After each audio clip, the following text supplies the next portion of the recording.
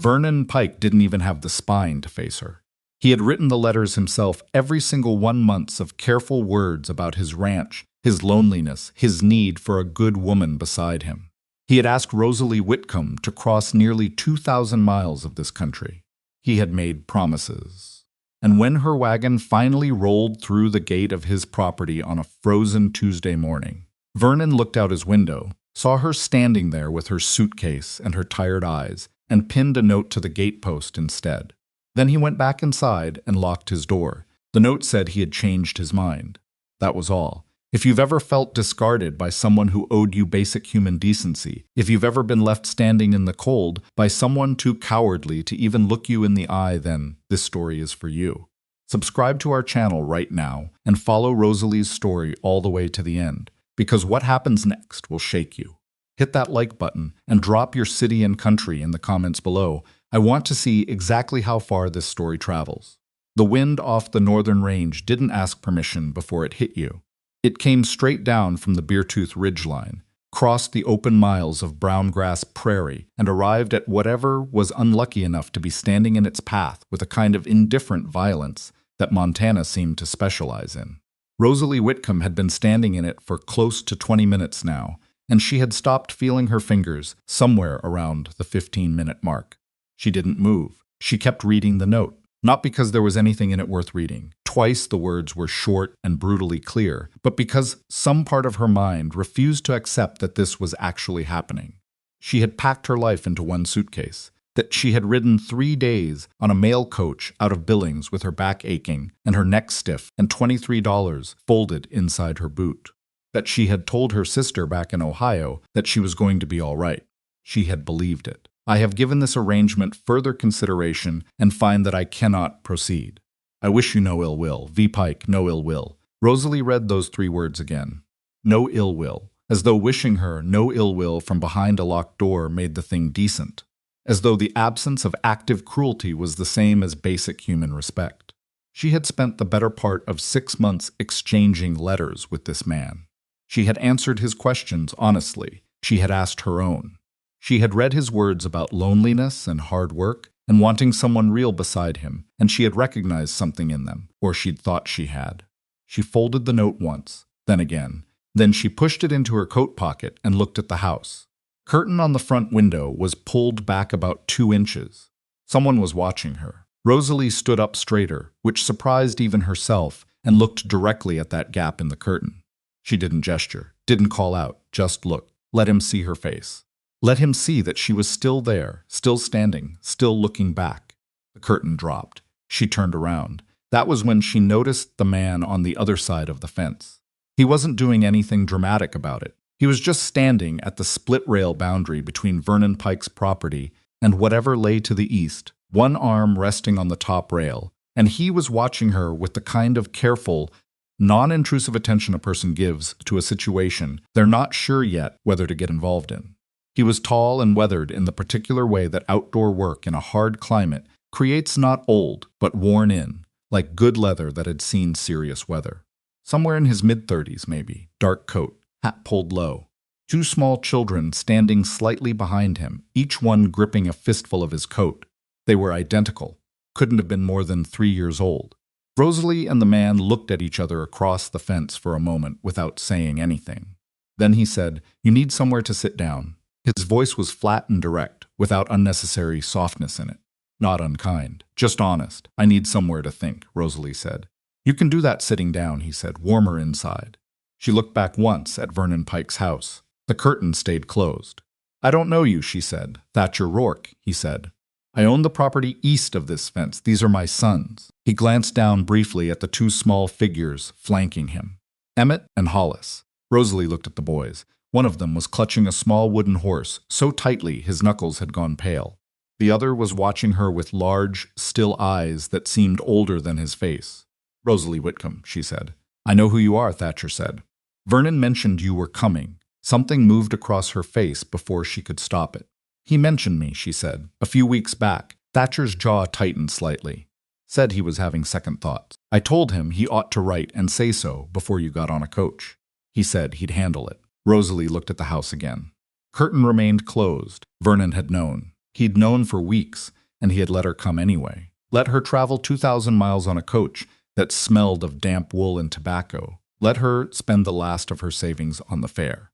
Let her sit in that coach for 3 days, thinking about what kind of woman she was going to be when she arrived at her new life. She had $23, one suitcase, no family within 2,000 miles. All right, she said. All right, what? I'll sit down, she said. For a few minutes, Thatcher Rourke nodded and pushed the fence gate open. The two small boys watched her come through without moving. The one with the wooden horse held it tighter. The house was large and deeply, obviously overwhelmed. It had good bones. Rosalie noticed that within 30 seconds, the way a practical person cannot help but assess a structure-wide pine floors, a solid stone hearth, windows that faced south for the light.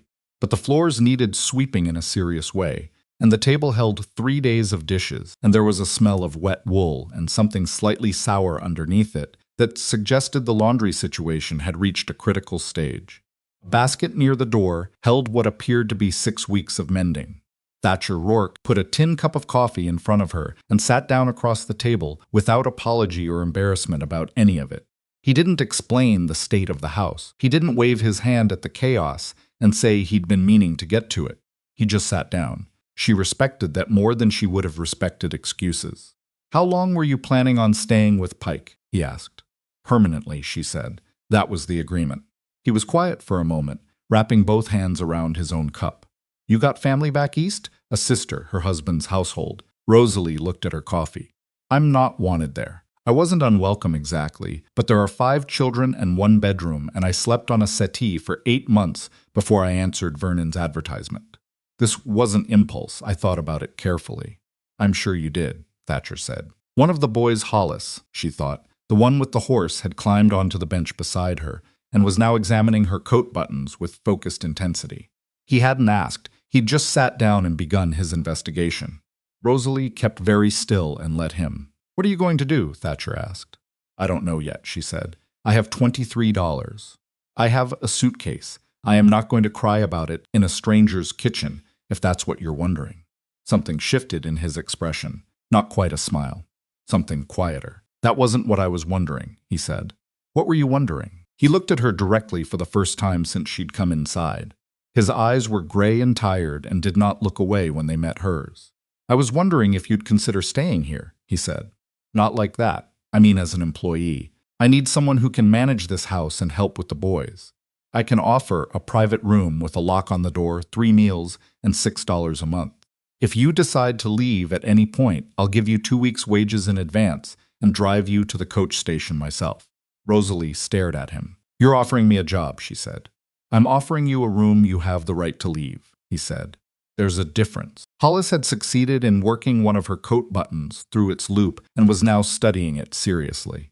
"Why?" she asked. Thatcher was quiet for a moment. He looked at his sons. Emmett had settled on the floor near the hearth and was watching the fire with the same uncanny stillness he'd had outside. Hollis was now attempting to replace the button. "Their mother died last February," he said.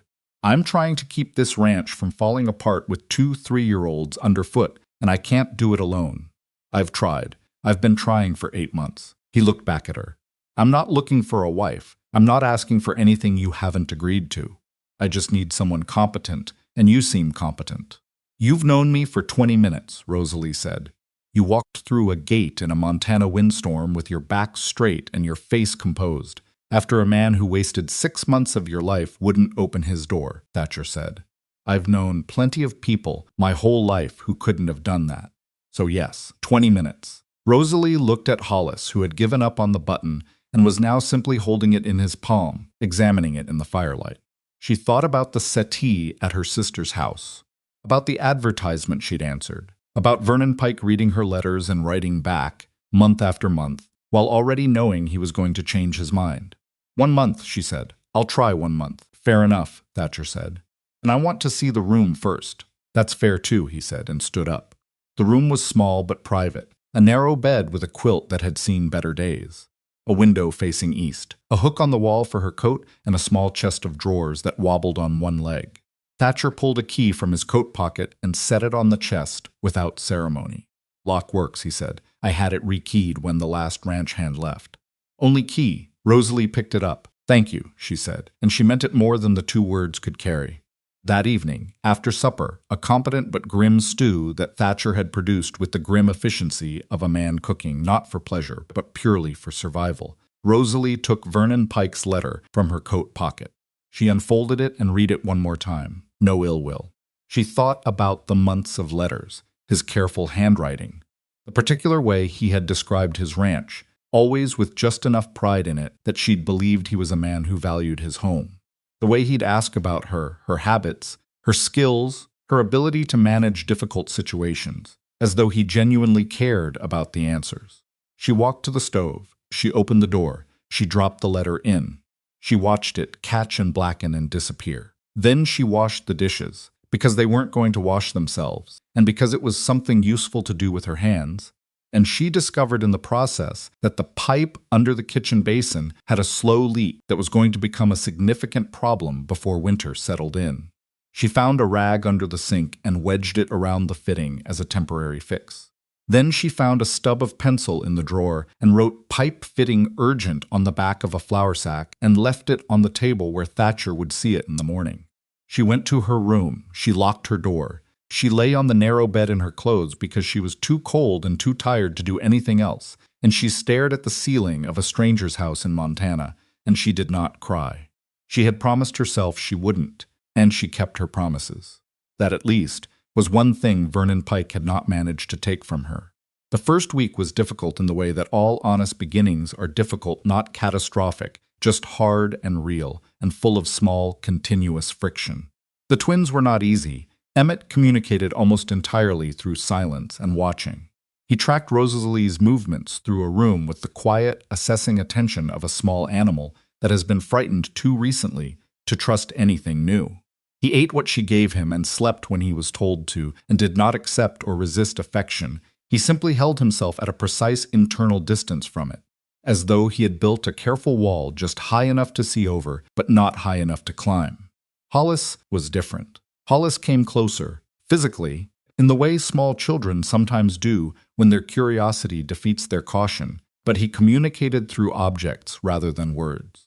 He would place things in front of Rosalie: a smooth stone, a piece of ribbon, the wooden horse, a dry leaf, with the grave attention of someone delivering important documents, and then wait to see what she would do with them. She learned quickly not to dismiss these offerings. She examined each one carefully, said something genuine about it, and set it in a place of visible significance. The stone went on the windowsill. The ribbon she wove into a small braid and tied it to the curtain rod where the morning light would catch it. The wooden horse she looked at for a long moment, then handed back. "That one's yours to keep," she said. "It goes wherever you go." Hollis tucked it under his arm with both hands and seemed satisfied. Thatcher watched all of this from a careful distance, the same way he seemed to do everything present, but giving her room to work without interference or unsolicited commentary. He rose before light and worked through to dark. He ate what she cooked without complaint and without particular enthusiasm, the way a man eats when food is fuel, and he is simply too depleted to experience it any other way. He thanked her every evening for supper, every single evening. Not effusively, not with the particular performance of a man trying to be impressive, but with a plain sincerity that she found more disarming than she'd expected. At the end of the first week, she found the ranch records.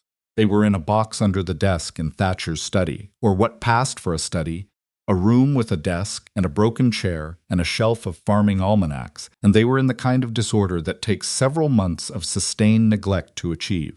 Bills of sale mixed with feed invoices, mixed with half-filled ledger pages, mixed with letters from banks that she recognized immediately as letters from banks that are losing patience. She carried the box to the kitchen table and spent the better part of 2 evenings organizing it.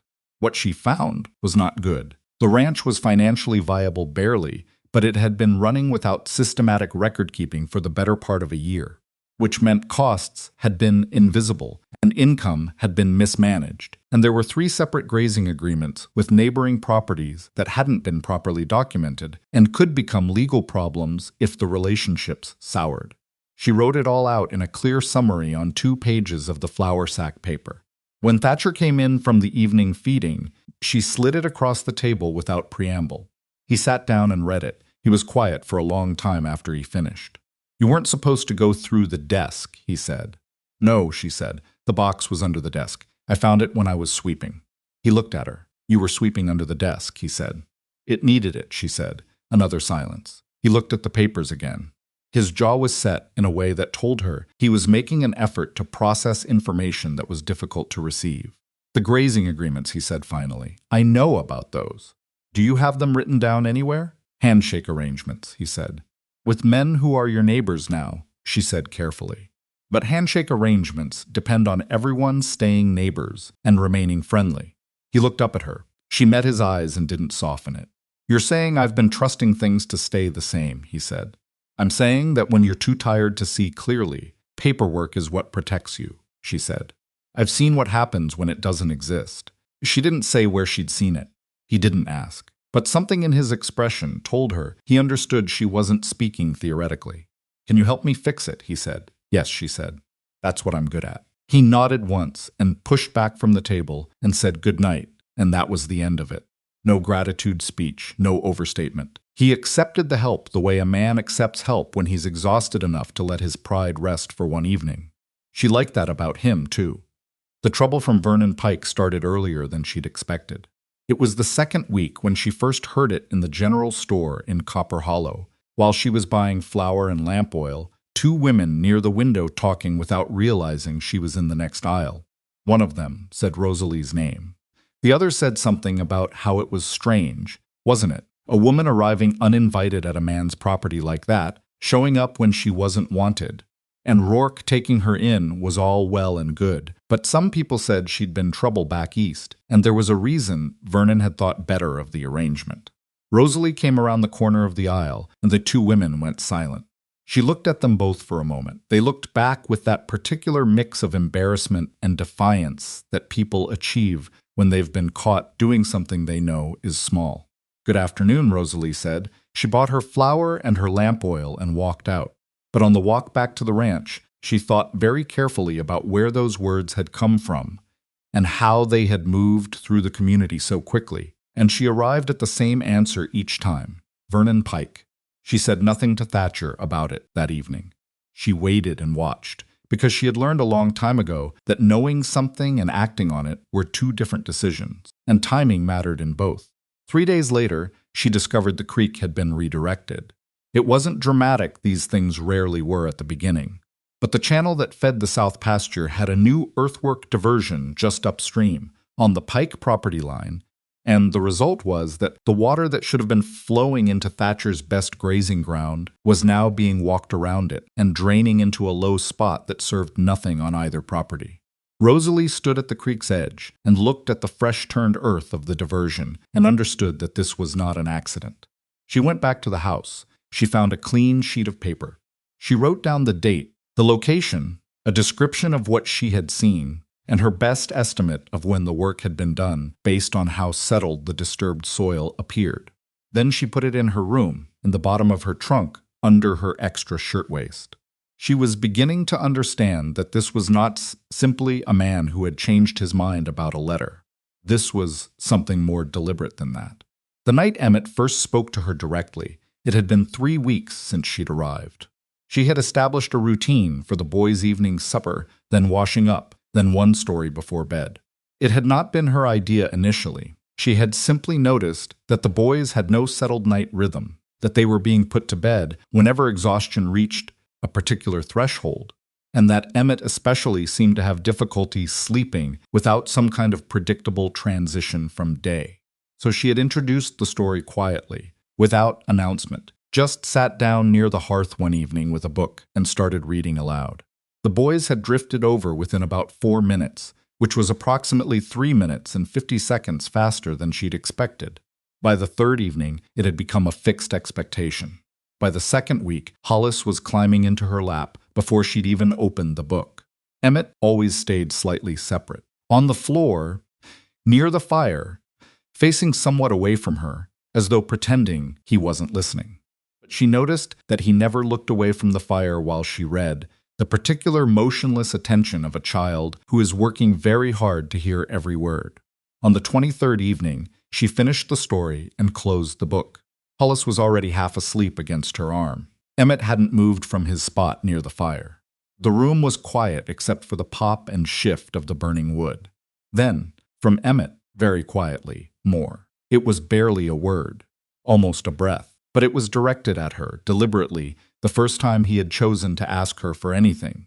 Rosalie opened the book again. "One more chapter," she said. She kept her voice exactly even, as though it were nothing unusual. As though she received requests from this particular small boy every day of her life. She did not make a thing of it. She did not smile too broadly, or repeat his word back to him, or say anything that would cause him to regret having spoken.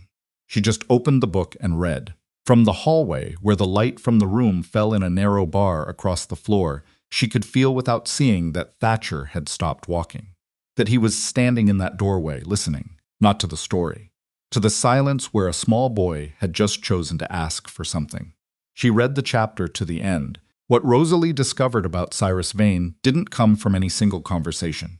It assembled itself over several weeks from pieces that didn't look like pieces at the time, a comment from the woman at the feed store about a land agent who'd been buying up distressed properties along the northern range, a letter she happened to see on Thatcher's table from a man in Helena asking about selling terms, a name that appeared twice in the same week in conversations she wasn't supposed to be part of. Cyrus Vane. She asked Thatcher about him one evening, carefully, framing it as curiosity about the territory's land market. Thatcher's expression told her it wasn't casual territory. "He's been buying ranches that are struggling," Thatcher said, "paying below value and moving fast. Some of those families needed the money and took it. Others felt like they didn't have a choice. What does he do with them? Consolidates, sells the parcels to Eastern investors, turns working ranches into investment land." He paused. "There's nothing technically illegal about it." "No," Rosalie said. "There wouldn't be." She was quiet for a moment, looking at her hands on the table. "Is anyone struggling in this valley specifically?" she said. Thatcher's jaw shifted. "3 families I know of are having a hard year," he said slowly. "The Harmons lost a lot of cattle to the January freeze. The Welds have a banknote coming due. The Calloway widow has been managing a loan since her husband's accident. And are any of them in contact with Vane's people?" "I don't know," Thatcher said. "Why are you asking me this?"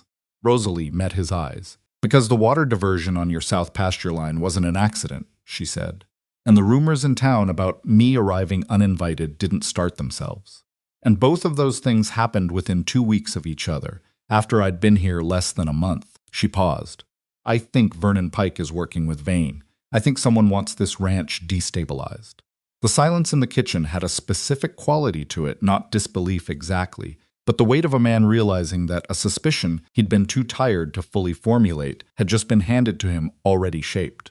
"That's a serious accusation," Thatcher said. "I know," she said.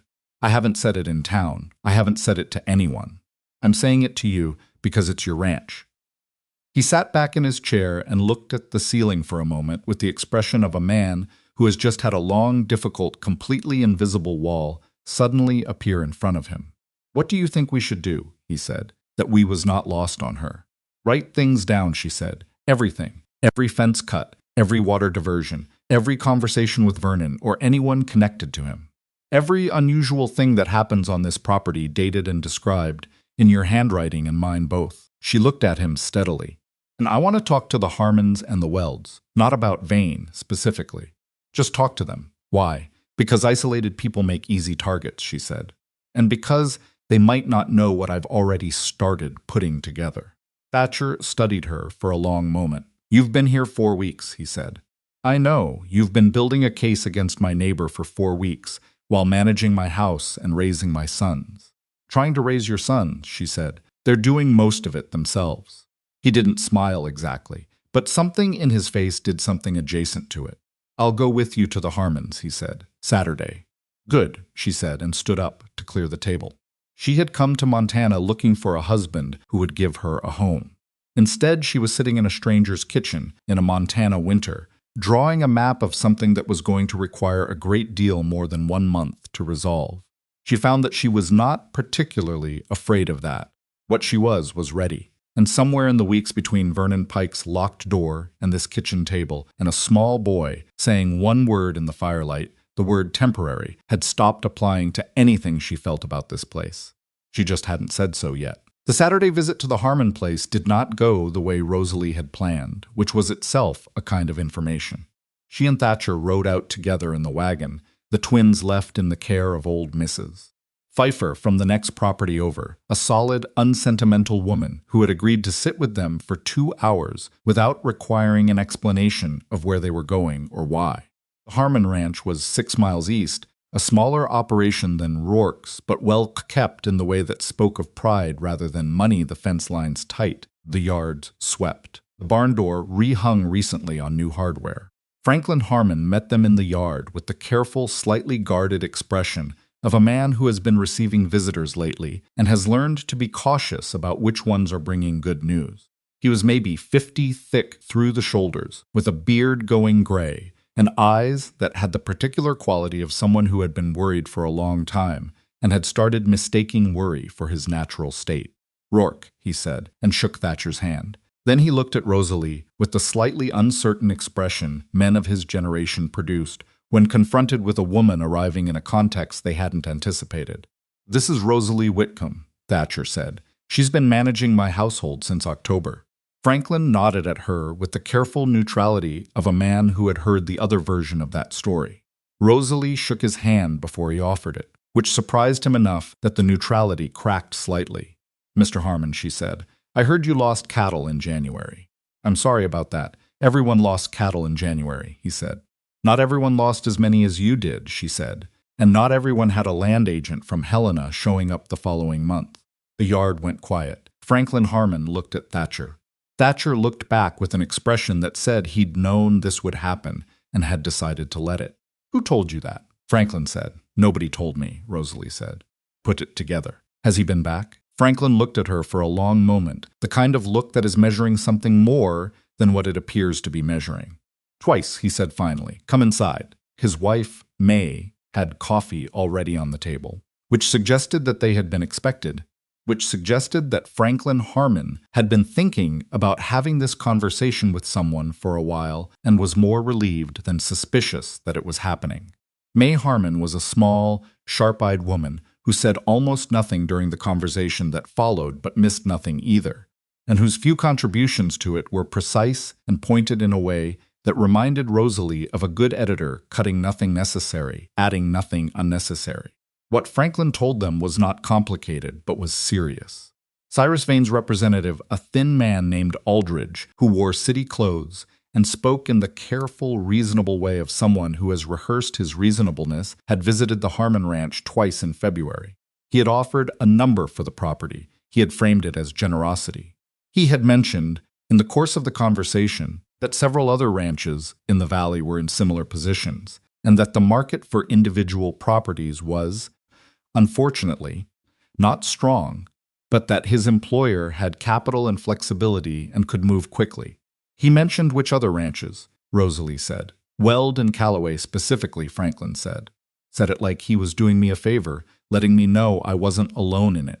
He wanted you to think selling was normal, May said from the end of the table, not looking up from her coffee. Like everyone reasonable was already doing it. Rosalie looked at May Harmon with something close to appreciation. "Did he say anything about Rourke?" Thatcher asked. Franklin shifted in his chair. He said your place had been having management difficulties. His words. Thatcher's jaw tightened. He said nothing. "Management difficulties," Rosalie said evenly. "Did he say anything else about the Rourke property specifically?" Franklin looked at her. "He said it was only a matter of time," he said. Said a man. Trying to run a ranch alone with 2 small children wasn't a stable situation. Kitchen was quiet. Rosalie set her cup down carefully. "Mr. Harmon," she said, "has anyone in this valley signed anything with Vane's company?" "Not that I know of," Franklin said, "but the Welds are close to the edge. Their note comes due in April, if they can't refinance." "I want to talk to them," Rosalie said, "this week." Franklin looked at Thatcher again. Thatcher met his eyes, and something passed between them. That was the particular communication of men who have known each other for years and trust each other in the specific limited way that neighbors on open range develop not friendship exactly, but a working reliance that approaches the same thing from a different direction. "I'll send word to Weld today," Franklin said. On the drive back, Thatcher was quiet for most of the 6 miles. The sky had gone flat and white the way it did before weather, and the wind had picked up from the north with intent. He knew about my boys, Thatcher said finally. Yes, Rosalie said. Vane's people knew about my boys, and they described it as a management difficulty. They described it as a vulnerability, she said, which is what they're looking for. Every property they've acquired, they found the soft place first and they pressed it. She pulled her coat tighter against the wind. You're not a soft place, Thatcher, but they think you might be because you're tired and you're doing it alone. I'm not alone, he said. It came out quickly before she saw him decide to say it, and he didn't look at her when he did. She didn't make anything of it. She let it stand where it was. No, she said, you're not. The visit to the Weld Ranch 3 days later was more complicated. Jonas Weld was a proud man in his late 40s who had the particular stubbornness of someone who had worked hard for everything he owned and therefore found it difficult to distinguish between accepting help and admitting failure. His wife, Clara, was visibly frightened underneath a surface of rigid composure, the kind of frightened that has been operating at high pressure for months with nowhere to release. Rosalie did not try to fix Jonas Weld's pride in a single conversation. She was not that optimistic. But she asked questions, and she listened to the answers, and she said very little that was aggressive or presumptuous. And by the end of 2 hours, she had established enough of a foundation that Clara Weld walked her to the wagon and said quietly, while the men talked by the barn, that Aldridge man, he's been back 4 times. Is Jonas considering the offer? Rosalie asked. He won't say, Clara said. He won't say much about anything anymore. But the note is due in April, and I've done the arithmetic. She paused. We don't have it. What do you need? Rosalie said. Clara looked at her. What? Not from Vane. Not from Aldridge. What does your family actually need to make it through April? Clara was quiet for a long moment, looking at something past Rosalie's shoulder. $200, she said. Maybe $180 if we can work something with the feed costs. All right, Rosalie said. I'm not asking for charity. I know that, Rosalie said. I'm not offering it. I'm asking what the actual number is, because problems have different shapes when you know the actual number. Clara Weld looked at her for a long moment with the expression of someone who is trying to decide whether to trust something and doesn't have enough information yet to be sure, but is too tired not to try. $180, she said. Rosalie nodded and climbed into the wagon. She didn't have $180. She had 11.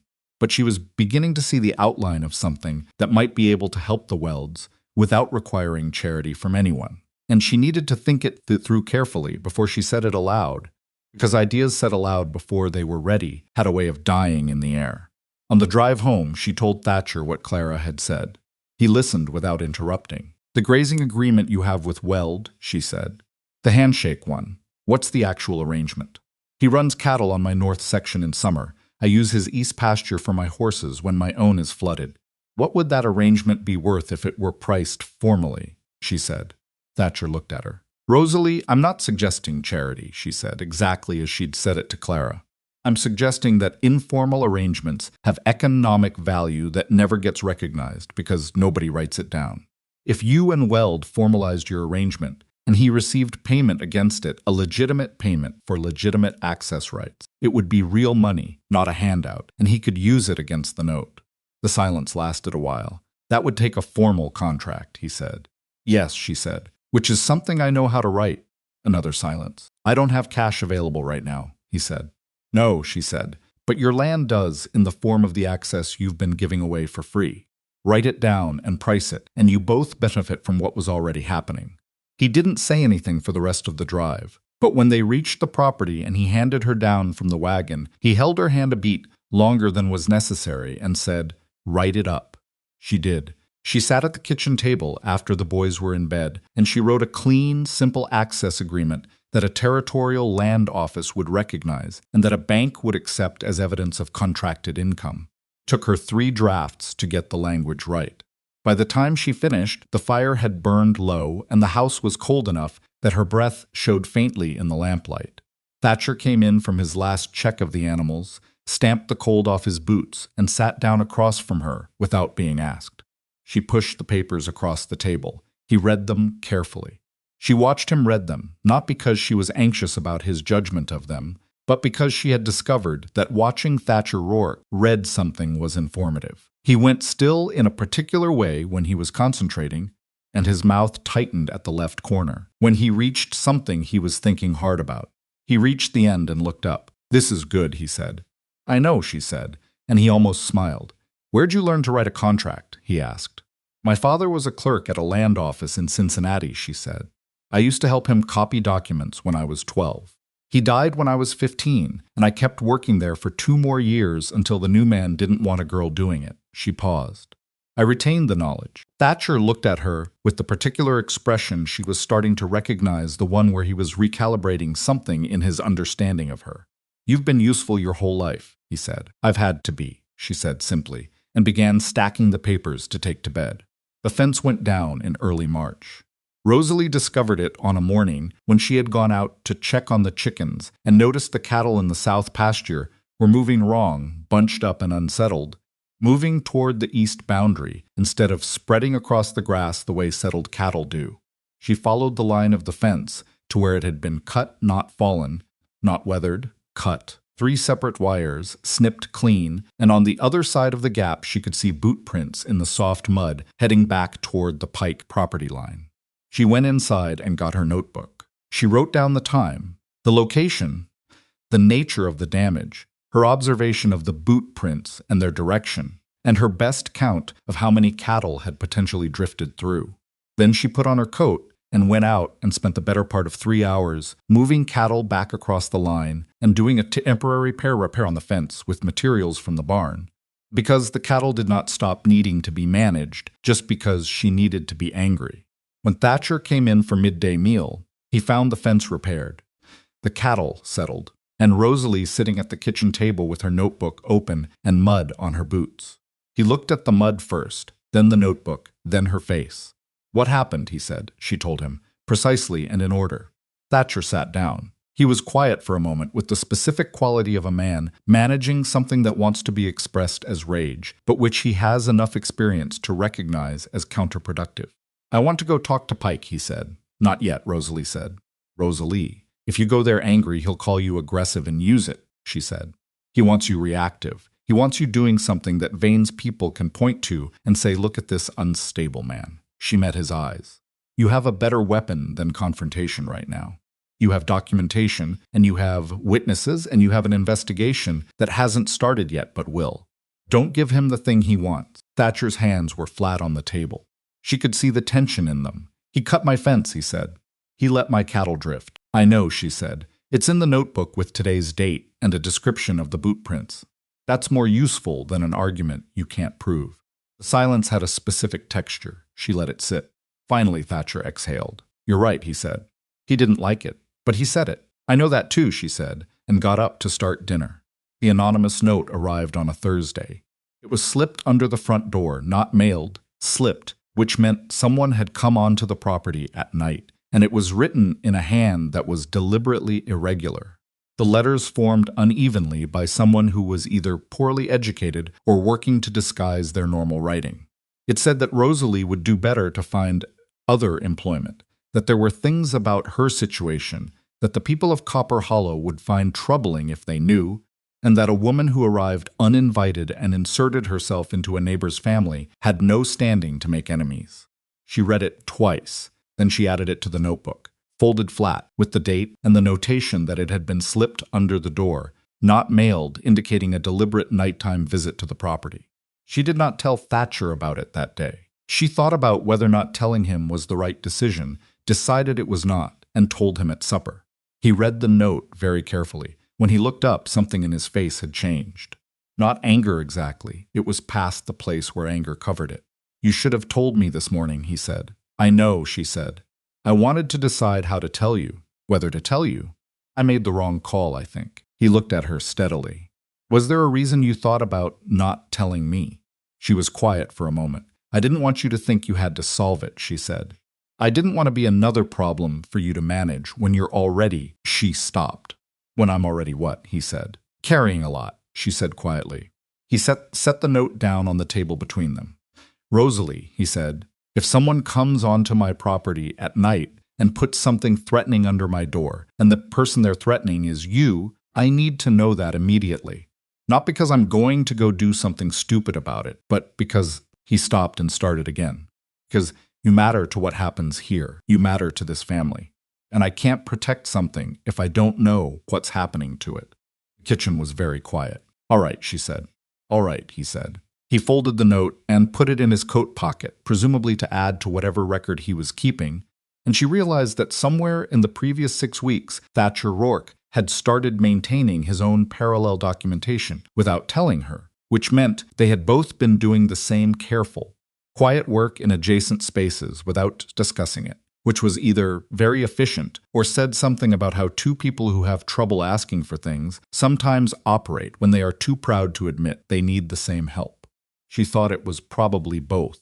The flood came on a Tuesday in the 3rd week of March, with no particular warning beyond a 2-day rain that had not seemed serious until the creek stopped draining the way it should, and the sound of the water changed from ordinary to something lower and more continuous and wrong.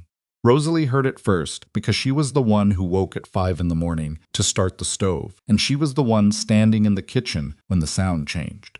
She went to the window. The sky was still dark. She could hear the creek, could hear it from inside the house, which was not normal. She woke Thatcher. He was downstairs in under a minute, boots on, coat half-buttoned, and they stood on the porch together in the dark and could see in the faint pre-dawn gray that the water had already come up over the low bank on the south side and was moving across the flat ground toward the outbuildings. "The horses," he said, and was off the porch before she could respond. She went back inside and got the twins up. Hollis woke easily and was frightened but manageable. Emmett woke hard, the way he always did, coming up from sleep with that immediate wariness that still broke her heart a little every time she saw it, and she put her hands on his face and said, "We're fine. We're just moving upstairs for a little while because the creek is high. Everything is fine." He looked at her for a long moment and then nodded and let her pick him up, which he rarely did, and she held him more tightly than she had intended to. She got the boys upstairs with blankets and the wooden horse and a lamp, got them settled on the bed in the larger room, and came back downstairs as Thatcher came in from the barn with mud to his knees. "Horses are in the upper barn," he said. "The cattle are already moving themselves. They can feel it. The south outbuilding is going to flood." "What's in the south outbuilding?" "Feed grain, tools, the lumber I was saving for this." He stopped. "How much lumber?" "Enough," he said. "About 4 months of planning." She heard the particular flatness of a man describing a loss he hasn't had time to feel yet. "We can't move it in time," she said. "No. Is it insured?" Pause. "Not against flood specifically," he said. She absorbed this. "All right," she said. "What else needs to come out?"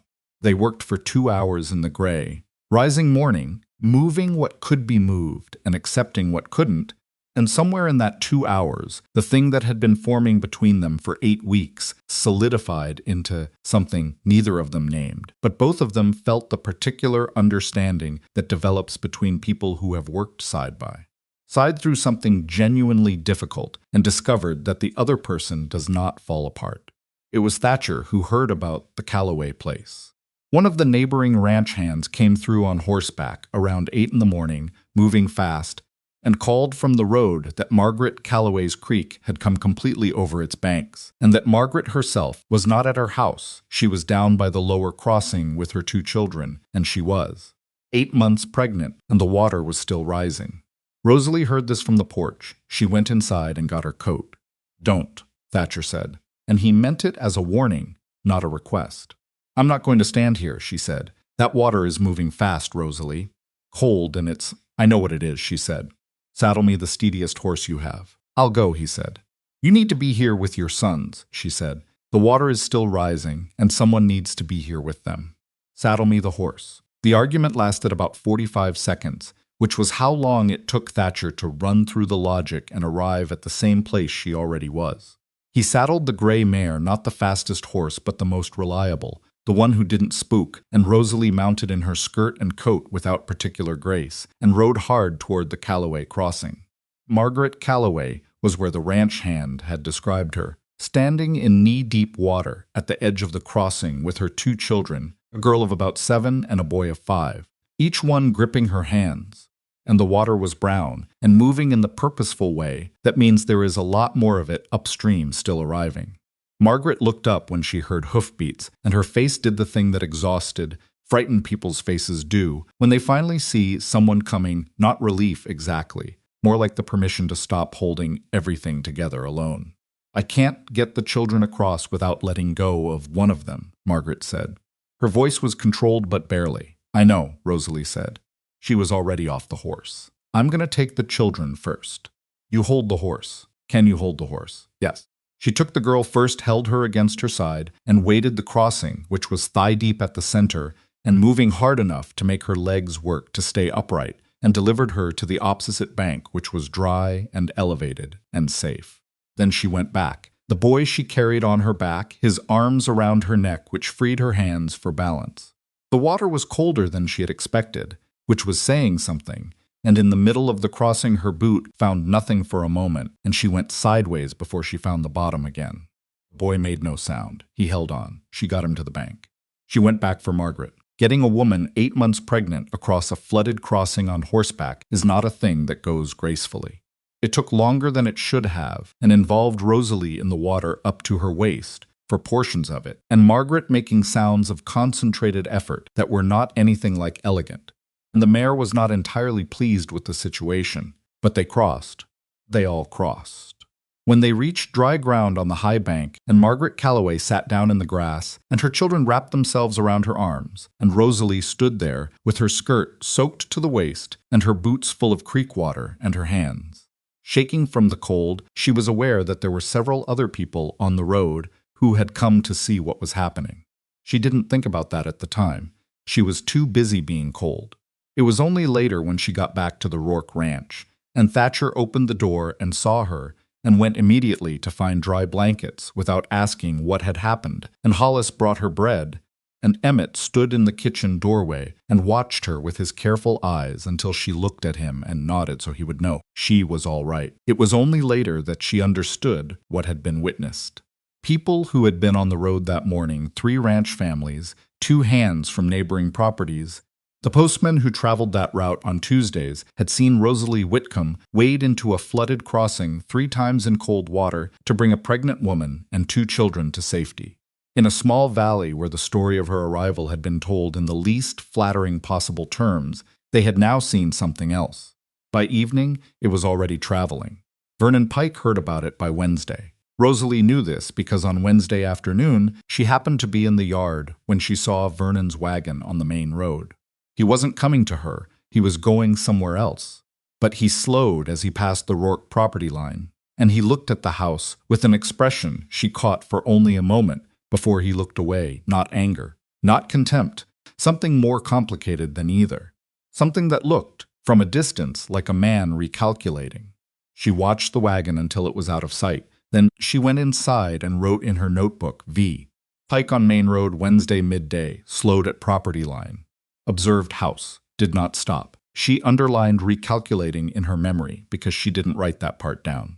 It wasn't evidence, it was instinct. But she had learned over these months that her instincts about people were not usually wrong, and what she felt, watching Vernon's wagon slow at that fence line, was that he understood something had changed. That the strategy of isolation and rumor and attrition the strategy built on the premise that Rosalie Whitcomb was a temporary problem.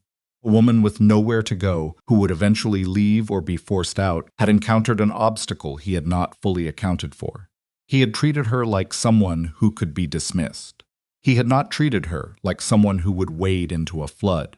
He had not treated her like someone who would spend 3 months quietly building an alliance out of a valley full of struggling, isolated families. He had not treated her like someone who intended to stay. That was his mistake, and it was the kind of mistake that compounds. Because by the time you recognize it, the person you underestimated has already been working for longer than you knew, and the ground has shifted in ways that a single recalculation cannot quickly fix. Inside the house, Thatcher was giving the boys their supper.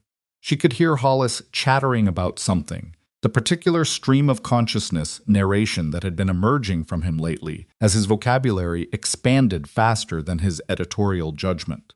Emmett's voice was quieter, lower, asking something she couldn't make out. Then Thatcher's voice, answering both of them, patient and a little tired and completely present. She stood on the porch for another moment in the cold air. Then she went inside. because that was where she lived now, and supper wasn't going to serve itself. And there was work to do in the morning, and the morning after that, and the one after that, and she had stopped counting the days of her 1-month agreement sometime in late February and had not started counting again. She had not needed to. The lumber burned on a Friday night. Rosalie smelled it before she saw it, a thick particular smell that was different from the wood smoke of the stove, heavier and more urgent, and she was out of bed and at the window in the time it takes a person to move from sleeping to knowing something is wrong. The south outbuilding that had already survived the flood by 2 feet of clearance was now lit from inside with a light that had nothing to do with lanterns. She could see the orange moving in the gaps between the boards, the way fire moves when it has found something it likes and is working through it with intention. She was down the stairs, calling Thatcher's name before she fully had her boots on. He was already at the back door. He had smelled it too. Save the lumber. By the time they had the water moving from the pump, Rosalie working the handle, while Thatcher directed the bucket line with the 2 ranch hands who slept in the bunkhouse. Older men named Gerald and Pete, who had been with the property for years, the building's interior was fully involved. And what they were doing was protecting the adjacent structures, the barn, the chicken coop, the storage shed to the north, wetting them down and keeping the fire from jumping rather than trying to fight the thing itself. Took 2 hours to burn down to something manageable. By then, it was past 3 in the morning, and the sky was clear and cold, and the stars were brilliant above the smoke, which was the kind of cruel irony that weather specializes in.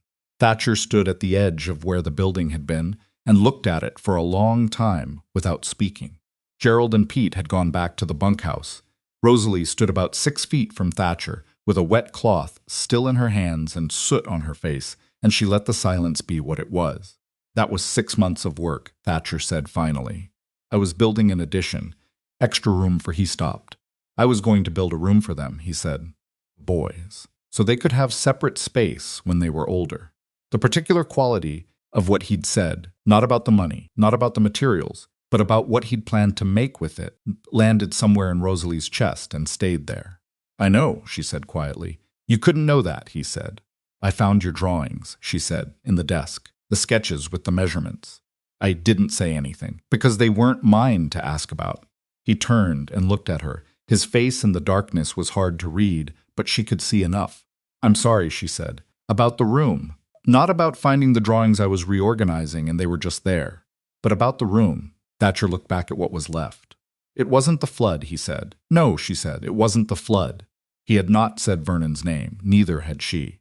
They didn't need to, because the particular coincidence of a fire starting on a dry, still night with no lightning and no lanterns in the building was not a coincidence in any meaningful sense of the word, and both of them understood that, and standing in the ash smell, saying the man's name aloud would have made Thatcher feel the anger again at full force, and she needed him thinking clearly in the morning.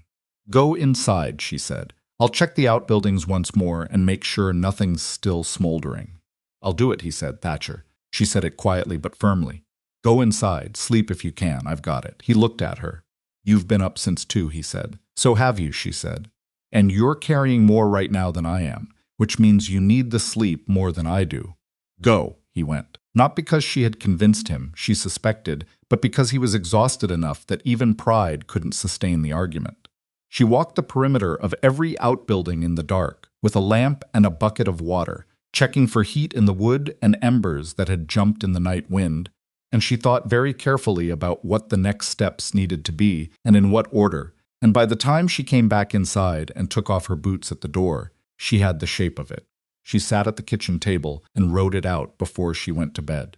In the morning, she sent Gerald into Copper Hollow with a note for Franklin Harmon. It said only, something happened last night. Need to meet. Bring Weld if you can. R. Franklin arrived by midday with Jonas Weld, and, unexpectedly, a third man Rosalie had not met before, a lean, careful-looking man of about 60 named August Pryor, who owned a large grazing operation north of the Harmon property, and who said almost nothing during the first hour of the conversation, but listened with the concentrated attention of someone, accustomed to gathering information before forming opinions. They sat around Thatcher's kitchen table. Rosalie had put coffee on, and then sat down at the table herself, which Franklin noted with a slight adjustment of his posture that suggested he had been expecting her to pour and step back, and then recalibrated without comment. Thatcher told them what had happened, precisely and without drama, which she appreciated, because the facts were dramatic enough without embellishment. When he finished, August Pryor spoke for the first time. Was there any part of that building you were using to store anything related to the land dispute? He said. Thatcher looked at him. My lumber, he said. I mean documents, Pryor said. Records. Anything connected to the water diversion issue. No, Rosalie said. Everything like that is in the house. She paused. Which is interesting, isn't it? If someone wanted to destroy evidence, they'd have burned the house. This was the outbuilding. She let that sit for a moment. This was about the money, about setting Thatcher back far enough that the property starts looking distressed. The table was quiet. You're saying it's a coordinated effort, Jonas Weld said. He was less resistant than he'd been at his own kitchen table, she noticed. Something had shifted in him in the weeks since their first meeting. The refinancing of his note, which the formal grazing contract had helped make possible, had perhaps rearranged some of his convictions about what constituted acceptable risk and what constituted necessity. I've been saying that since February, Rosalie said. I just didn't have enough pieces visible yet. She opened her notebook on the table. I have the water diversion. I have the fence cutting. I have the note that was slipped under the door. I have 3 separate incidents of cattle being moved toward disputed ground. I have documented conversations where Vane's representative described this property specifically as a target. She looked around the table. And now I have a fire, on a still night with no lightning. August Pryor leaned forward slightly. You've been keeping records, he said. Since the first week, she said. May I see them? She looked at Thatcher. Thatcher nodded. She slid the notebook across the table to August Pryor.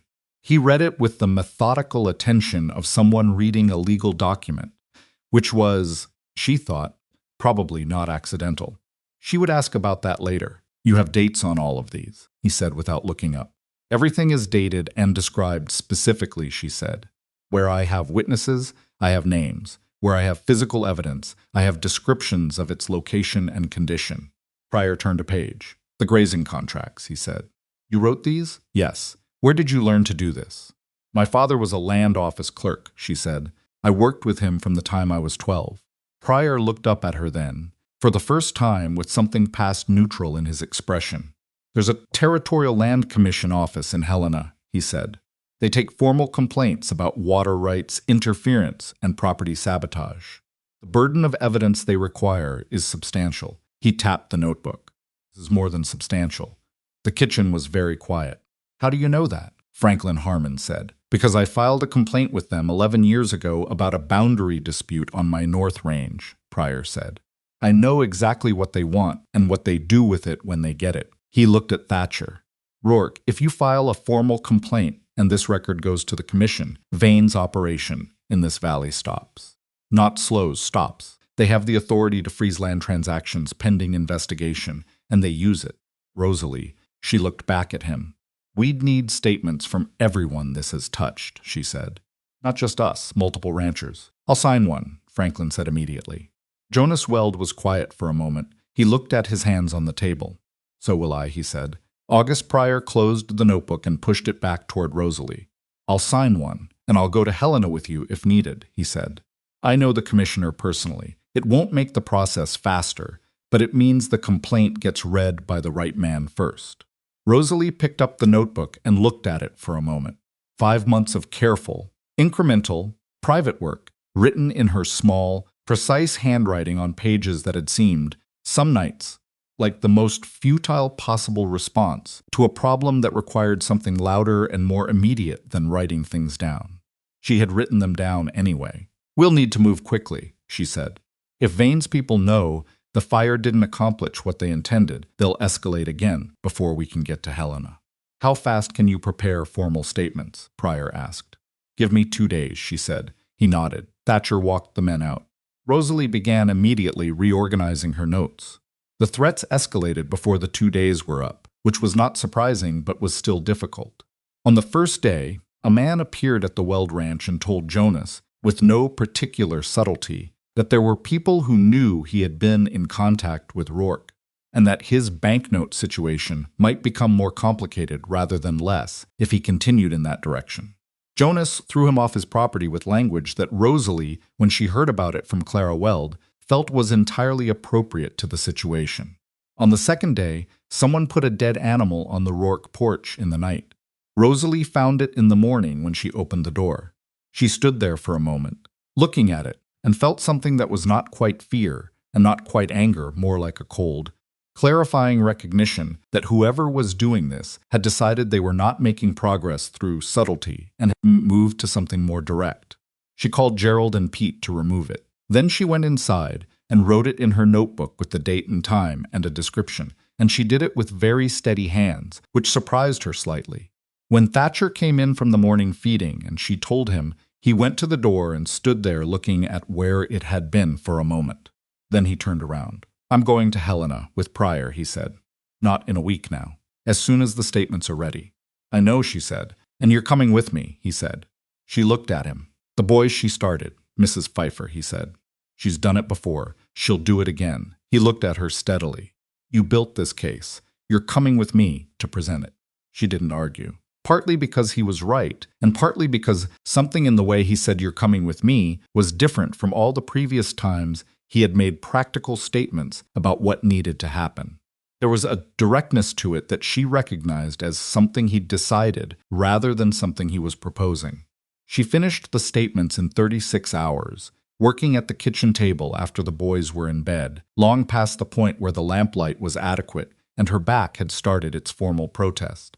They were 7 statements in total, Thatcher.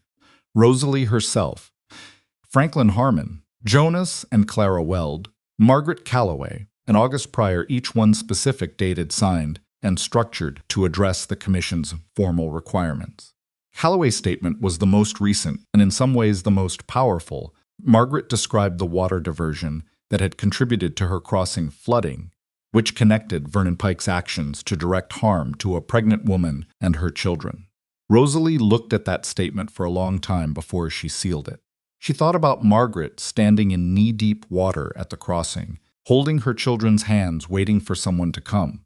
She sealed the statement. The 3 days in Helena were unlike anything Rosalie had experienced since arriving in Montana, which was saying something because the previous 5 months had not been short on new experiences. August Pryor knew the city and used it efficiently, moving through its offices and buildings with the quiet authority of a man who had conducted business there before and understood that institutions respond to patience and precision rather than urgency and volume. He introduced Thatcher to the land commissioner, a careful, deliberate man named Elias Drummond, who had the reading speed of someone who had spent decades parsing documents for the details that mattered and had become very good at finding them quickly. Drummond read Rosalie's compiled record in one sitting. When he finished, he set it on his desk and looked at it without speaking for almost a full minute. Then he looked at Rosalie. "You prepared this?" he said. "Yes," she said. "All of it. The documentation, the statements, the chronology. With Thatcher's input on the property-specific details," she said. "The structure and the record-keeping are mine." Drummond looked at Thatcher. "You're a fortunate man," he said, in the particular tone of someone making a factual observation rather than a social pleasantry. Thatcher glanced at Rosalie. "I know," he said, and he said it without hesitation, which she felt somewhere in her chest. Drummond's office opened a formal investigation within 24 hours. He sent 2 investigators to Copper Hollow to begin field verification of the documented incidents. He issued a temporary freeze on all land transactions involving properties in the valley pending the investigation's conclusion, which was the mechanism Pryor had described, and which had immediate and significant consequences for Vane's operation. Cyrus Vane himself, apparently, was not in Montana at the time. He operated from offices in Chicago and managed his western acquisitions through representatives. Aldridge, the thin man in city clothes who had visited the Harmon and Weld ranches, apparently received word of the freeze and was on an eastbound train within 48 hours, which left Vernon Pike. Vernon could not leave as easily because Vernon still had his ranch and his local relationships and a decade of history in Copper Hollow, and because leaving would be, in its way, a confession. So Vernon stayed and watched the investigation proceed around him with the expression of a man watching floodwater rise and calculating whether the thing he's standing on is high enough. The investigators found the water diversion exactly as Rosalie had described it. They found evidence of fence cutting consistent with her documentation. They interviewed 3 of the ranch hands who had worked for Vernon over the previous year, 2 of whom, given that the investigation was now official and carried the weight of territorial authority, decided that their loyalty to Vernon Pike was not worth a potential charge of conspiracy. One of those 2 mentioned in his interview that he had been present when the South Outbuilding fire was started. He had not lit it himself, but he had been there, and he named the man who had. Rosalie learned this from Thatcher on the evening they returned from Helena, sitting at the kitchen table while the boys slept upstairs, and Gerald and Pete were visible through the window, moving across the yard toward the bunkhouse. Thatcher told her what Pryor had told him, which was a second-hand account, and the information moved through her with a particular kind of weight. "He had someone light my building," Thatcher said. "He had someone come onto my property in the night and light a building where my sons could have." He stopped. The outbuilding had been well clear of the house. There had been no real risk to the boys, but the particular place where that sentence ended was not really about the fire. "The drawings," Rosalie said quietly. He looked at her. "The room you were planning for them," she said. "He burned it." Thatcher was quiet for a moment. Then he said, "Yeah, Thatcher." She said it and then waited until he looked at her. "He is going to answer for every piece of this. The commission will see to it, and Pryor will make sure it goes the right direction.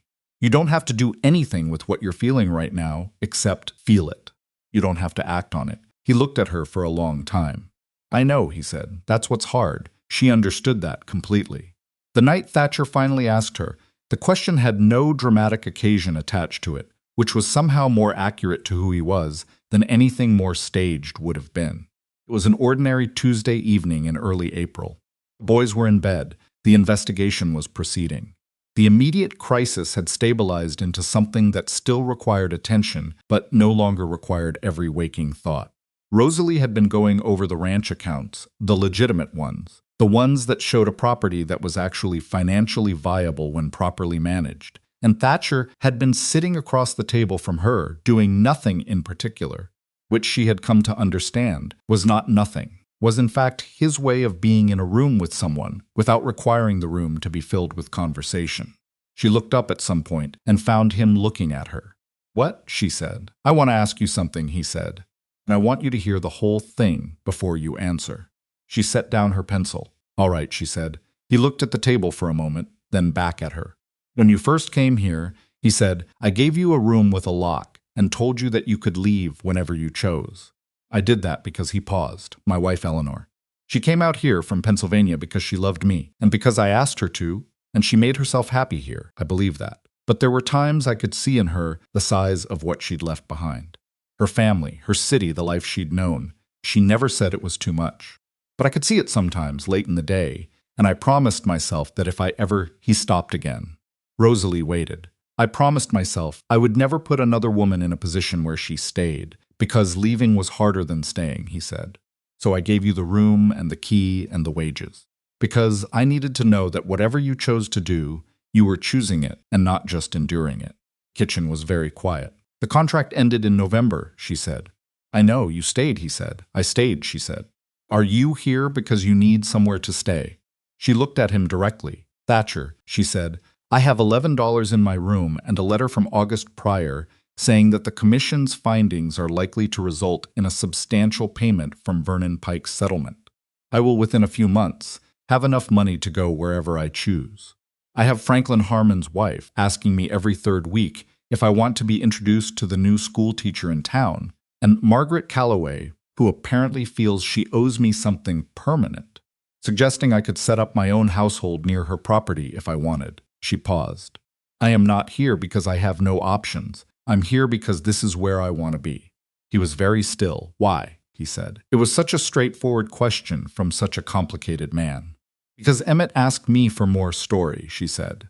"Because Hollis puts things in my hand that matter to him and trusts me with them. Because you read the contract I wrote for the Welds and told me it was good and meant it as a statement of fact and not a performance of politeness. She looked at him. Because you built a room for your sons in your head before you had the materials to build it in real life, and that's the kind of person you are. She paused. I didn't cross 2,000 miles to find a husband. I found that out. What I found instead was, she gestured briefly at the room around them. This all of it, and I would very much like to keep it. Thatcher was quiet for a moment. I'm asking you to marry me, he said. Not as a housekeeper, not as the boy's mother, though I hope you'll be that too, in whatever way feels right to you. As my equal partner, in the property, in the decisions, and everything that happens here from here on out. She had not expected it to feel the way it did. She had thought she was prepared for it, had known somewhere that the conversation was building towards something, had told herself she would be calm and clear about it. Instead, she felt something in her chest that was not calm at all, not frightened, but large and real in a way that was almost difficult to hold. One condition, she said. His mouth shifted. Name it. I have a seat at every table where decisions are made, she said. Not a courtesy seat. A real one. My name on the property documents, my signature required on anything that changes the ranch's future. Actual partnership. He looked at her steadily. You already have that, he said. You've had it since you showed me the account records in November, and I said write up the contract for Weld. He paused. I'm just asking you to have it with my last name attached. She was quiet for a moment. All right, she said. All right, he said. Neither of them said anything more for a moment. Then Rosalie picked up her pencil and looked at the accounts page and said, the south fence line needs new posts before summer. I want to talk about the materials cost in the context of the overall budget before we commit to it. Thatcher reached across the table and took the ledger from her and set it aside, and she looked up. Tomorrow, he said. She looked at him. Tomorrow, she agreed. She did not sleep immediately that night. She lay in the narrow bed, the same one she'd first slept in on that frozen November night. Though the quilt was new, she'd made it in January from fabric. She'd ordered through the Copper Hollow General Store, and she stared at the ceiling and thought about a version of herself that had stood at Vernon Pike's gate in a Montana. Windstorm and read 3 words on a piece of paper. No ill will. She thought about the version of herself who had burned that letter in Thatcher's stove. She thought about Emmett's voice. More. She thought about a small wooden horse held in 2 small hands. She thought about floodwater cold enough to take the breath out of you and a pregnant woman standing in it, holding her children and waiting. She thought about 7 statements in her handwriting, sealed and delivered to a land commissioner in Helena, and a building that had burned, and the drawings for a room that was going to exist anyway, one way or another, because some things that are intended don't stop being intended just because someone tries to burn them. She thought about Thatcher's voice saying, you already have that, with the plain, unperforming certainty of a man stating something he considered to have been true for months.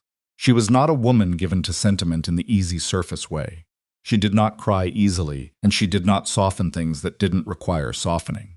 But lying in the dark, in a house that had come to know her sounds and her rhythms, and the particular way she moved through it in the morning, she felt something that she could only describe as the specific satisfaction of a person who has put a very important thing in exactly the right place.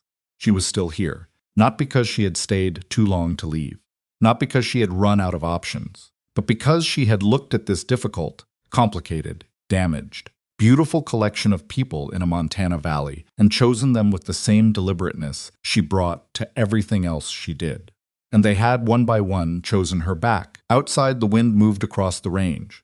The house made its small nighttime sounds. Somewhere upstairs, one of the boys turned over in his sleep. The old floor spoke once, quietly, and was silent.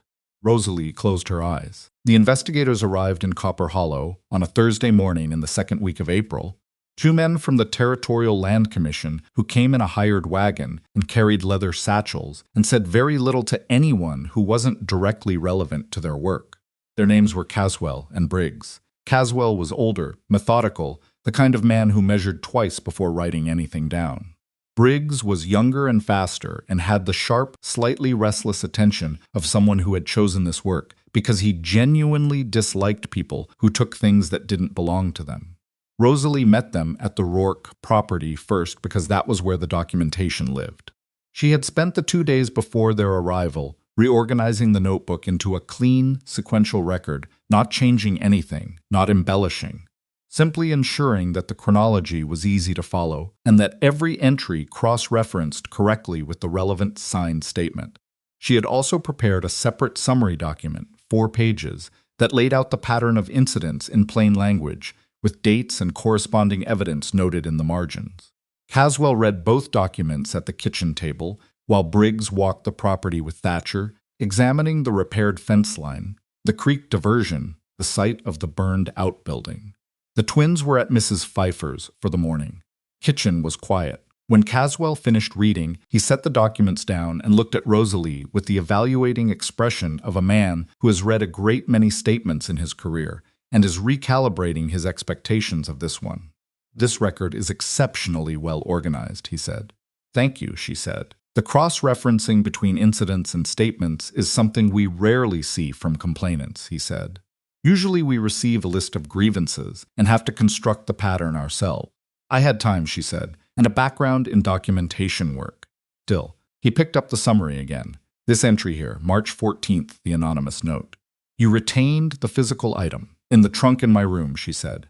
"You can get it now if you need it. Please." She went and got it. The folded paper she had carried in the notebook for weeks, and she set it on the table in front of Caswell. He examined it without touching it more than necessary, turned it over once, held it briefly toward the window light.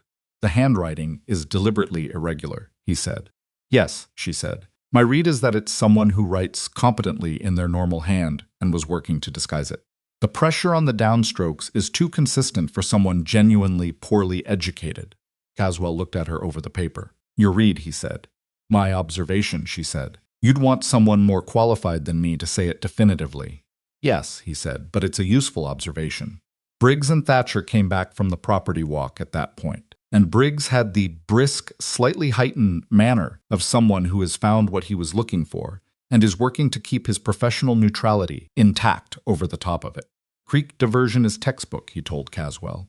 "Fresh earthwork, clearly deliberate, positioned to maximize impact on the south pasture without creating obvious benefit to the Pike property. It's punitive, not agricultural. That was my assessment as well," Rosalie said. Briggs looked at her with the same slight recalibration she had seen in Caswell's expression. "You know about water diversion," he said. "I know about land use documentation," she said. "I read about water rights law when I understood what we were dealing with, and the diversion doesn't serve Vernon's land in any practical way. It just hurts ours." Briggs and Caswell exchanged a brief look. "We'll need to visit the Pike property today," Caswell said to Thatcher, "and the Harmon and Weld ranches tomorrow. Will those families be available?" "I'll send word this morning," Thatcher said. Caswell stood and began gathering the documents. "Miss Whitcomb," he said, "are these copies or originals?" "Those are my working copies," she said. "The originals are in that folder." She indicated a manila envelope on the counter. "Those are for you to take." He picked up the envelope. "You prepared originals and working copies," he said. "In case something happened to one set," she said. He nodded, and she thought she detected, beneath the professional neutrality, the very faintest evidence of someone who found this mildly remarkable. What happened at the Pike property that Thursday afternoon was something Rosalie did not witness directly, but which she heard about in sufficient detail from 2 different sources to construct a reasonably accurate picture. Vernon had been expecting the investigators. He had not expected them to already have what they had. He had apparently operated on the assumption, reasonable perhaps, given how these things usually went, that a complaint from a struggling ranch would arrive as a general grievance, vague, difficult to substantiate, requiring the commission to do most of the evidentiary work themselves. He had not anticipated a compiled, cross-referenced, chronologically organized record with 7 signed statements and 47 specific dated entries covering 6 months of documented incidents. He met the investigators at his door and was, by Briggs's later account to Thatcher, initially cooperative in the careful way of someone who believes cooperation will cost him less than resistance. That changed when Caswell mentioned the water diversion. Vernon said it was a natural channel adjustment. Caswell read him the specific entry from Rosalie's record, the date, the description of the fresh earthwork, the observed direction of the new flow, her notation about the lack of agricultural benefit to the Pike property. Vernon said the woman who'd written that didn't know what she was talking about. Caswell asked him to explain the engineering rationale for a diversion that sent water into an unproductive low area on neither property. Vernon did not have a satisfactory answer to that. The interview deteriorated from that point in stages, with Vernon making claims that the documentary record contradicted specifically enough that Caswell and Briggs were able to produce the relevant entry each time. By the end of the afternoon, according to Briggs, Vernon had stopped claiming the incidents were innocent and had begun claiming they were provoked, which was a different argument and a worse one because it acknowledged that the incidents had occurred. He asked about the man who had been named in connection with the fire. Vernon said he didn't know what they were talking about. Caswell read him the name. Vernon went, by Briggs's account, very still. Thatcher told Rosalie all of this at supper that evening, the boys eating quietly between them at the table, with the particular antenna that children develop for adult conversations that carry weight, even when the words are managed carefully. He knew it was over, Thatcher said. That's what Briggs said. You could see it happen. What will he do? Rosalie said. Briggs thinks he'll try to negotiate before it goes further, Thatcher said. Which is what you want someone to do. It's cleaner than prosecution. Cleaner for the commission, she said. Not necessarily cleaner for the families he hurt. What do you want from it? He said. She thought about that honestly, because it deserved an honest answer. The water rights restored, she said. Formally, not as a favor. Documentation that the diversion was deliberate and was corrected under legal pressure. She paused. Compensation for the lumber. Not the whole value, but enough that it's real. And something for the Welds and the Harmons, I don't know what form that takes. But they were targeted too, and they should see something come of this beyond just him going away. That's a substantial list, he said. It's a fair list, she said. Hollis had been listening to this conversation with the slightly unfocused attention of a child who is absorbing tone rather than content. Now he looked at Rosalie and said, Is the bad man going to go away? Rosalie looked at him. Yes, she said, he's going away. Hollis considered this. Good, he said, and went back to his supper with the decisive finality of someone who has heard what he needed to hear and considers the matter closed. Emmett said nothing, but he moved his chair about 3 inches closer to Rosalie's without appearing to notice he'd done it. The escalation came before the negotiation did, which was perhaps inevitable but was still exhausting in the way that predictable bad things are. You see them coming and you brace and they still hit. It was Jonas Weld who bore the brunt of it. A man arrived at the Weld Ranch on a Saturday, not Aldridge this time, someone new, heavier, and less polished. With the manner of a person who has been sent specifically because subtlety has failed and told Jonas directly that there were people who knew things about his banknote history that could be presented to the commission in an unflattering way, and that Jonas would be wise to reconsider the statement he had signed. Jonas told this to Thatcher on Sunday, and Thatcher told Rosalie, and Rosalie sat with it for a moment before she said, We need to tell Caswell. Caswell is investigating the original complaint, Thatcher said. Witness intimidation is part of the original complaint, she said. Or it is now. Write it down, Jonas signs it, and we send it to Helena today. Today is Sunday, Thatcher said. Monday then, she said. First thing, she drafted the supplemental statement herself, sitting at the table that evening, writing carefully and without heat, because documents written without heat were more useful than documents written with it. She described the visit to Weld's property, the nature of the pressure applied, the identity of the man as best Jonas had been able to describe him. She framed it clearly as an attempt to interfere with a signed witness statement in an active territorial investigation. She handed it to Thatcher. He read it. This makes it worse for him, he said. For Vernon. If he authorized this, he didn't have to authorize it, she said. Vane's operation is still running even with the freeze. Someone is protecting their investment. She paused. Actually useful, because it means Vane himself may not be as far removed from this as Aldridge getting on a train suggested. Thatcher looked at her. You think Vane is still directing this, he said. I think someone with money and a reason to protect it is still directing this, she said. And I think if the commission gets a witness intimidation complaint on top of everything else, they're going to look harder at where the orders are coming from. Thatcher sent Gerald to the Weld Ranch Monday morning with the statement. Jonas signed it and sent it back by noon. Thatcher wrote it to the commission's temporary field office in Copper Hollow himself that afternoon and put it in Caswell's hands. Caswell read it on the spot. When he finished, He looked at Thatcher with an expression that had moved, perceptibly, past professional neutrality into something that was not quite anger, but was adjacent to it, the particular look of a man who has been doing this work long enough to take witness intimidation personally. "Is the Weld family safe at their property?" he said. "I think so," Thatcher said, "but I'm not certain." "I'm going to request a sheriff's deputy for the duration of the investigation," Caswell said. "In the meantime, tell the Welds to document anything else that happens and send it to me directly." He paused. "And tell Miss Whitcomb that her supplemental filing is the clearest piece of written work I've received in 11 years of this job." Thatcher told her that evening. She said, "Good," and then was quiet for a moment before she said, "I hope the deputy gets here quickly." Briggs said 2 days, he said. 2 days is a long time, she said. "I know," he said. "Franklin Harmon's eldest boy is going to ride the Weld fence line twice a day until then. And August Pryor is sending 2 of his hands." She let out a breath. "All right," she said. "That's something." What happened next came from a direction none of them had anticipated, which was perhaps the only thing about the whole situation that caught Rosalie genuinely off guard.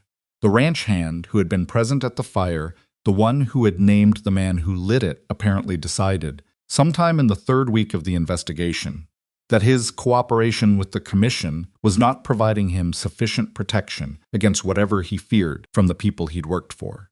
He disappeared from Copper Hollow on a Wednesday. He did not go east, which would have been the obvious direction.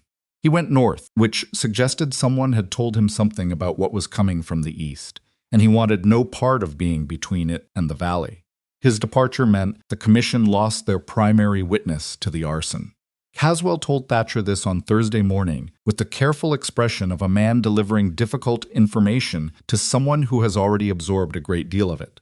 Thatcher absorbed it. "Does this change the investigation?" he said. "It complicates the arson component," Caswell said. "Without the witness, the fire is harder to prosecute directly.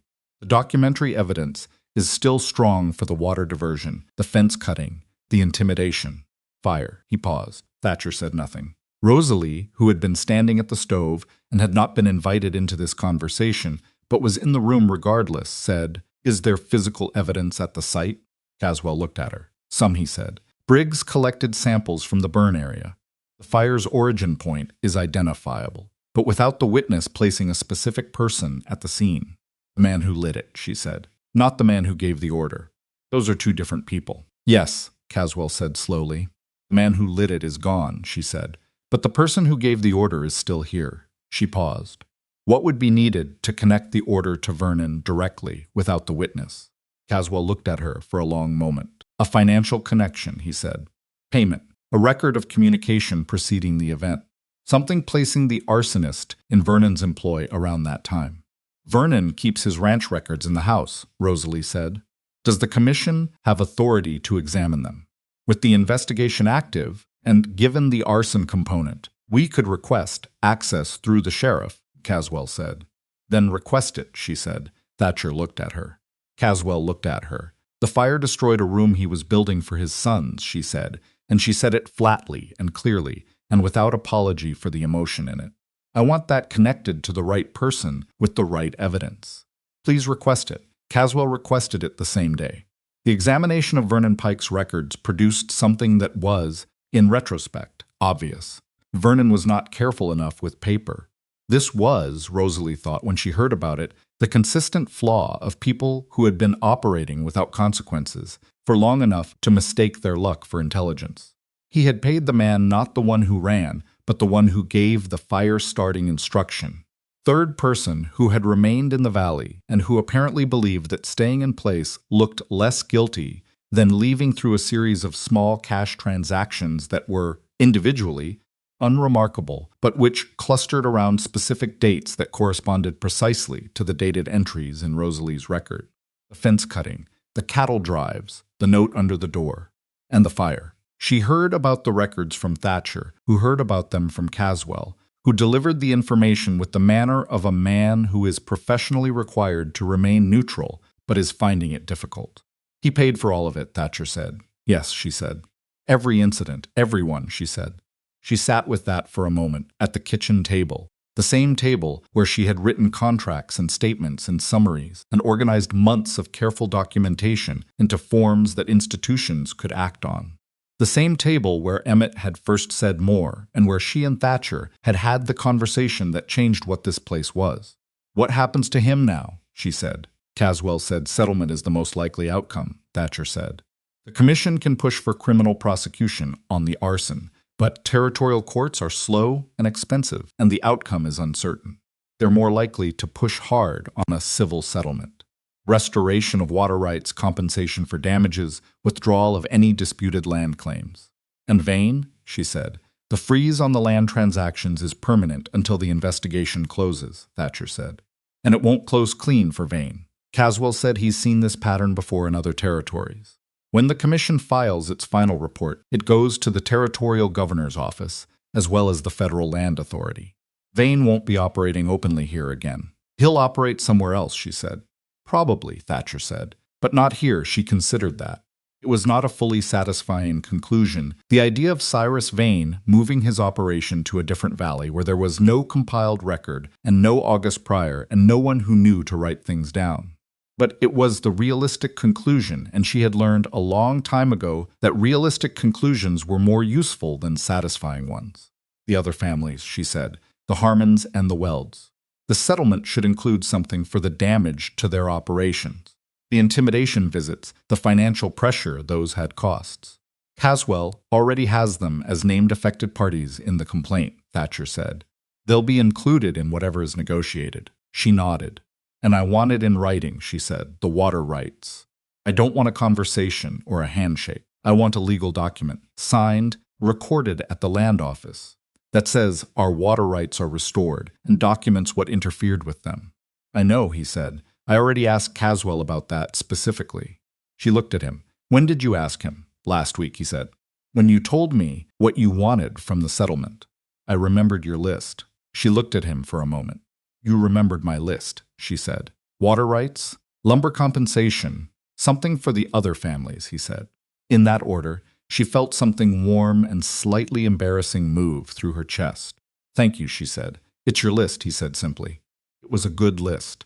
The negotiation was not fast and it was not clean, and at one point it appeared to be falling apart entirely. Vernon's arrangement through a lawyer he had hired from Billings, which suggested he had resources he had not previously disclosed, attempted to reframe the water diversion as an unintentional channel shift and the fence cutting as a misunderstanding about property lines. The Billings lawyer was good at his work, which was his job, and the first counter-proposal from Vernon's side was, in Rosalie's assessment when Thatcher showed it to her, an insult dressed in legal language. She said so. An insult, Thatcher said. He's offering to correct the water diversion, which he has to do anyway, and call that the settlement, she said. There's nothing in here about the lumber, nothing for the Harmons or Welds. Nothing about the note, the fence cutting, the cattle. Nothing about the fire. She set the document down. Tell Caswell that if this is Vernon's position, we'll see him in a territorial court. We don't want a territorial court, Thatcher said. You said that yourself. Slow and expensive. Vernon doesn't want one either, she said. Slower and more expensive for him, and a court proceeding makes everything public in a way that a settlement doesn't. She paused. The Billings lawyer knows that. He sent this proposal to find out if we know it too.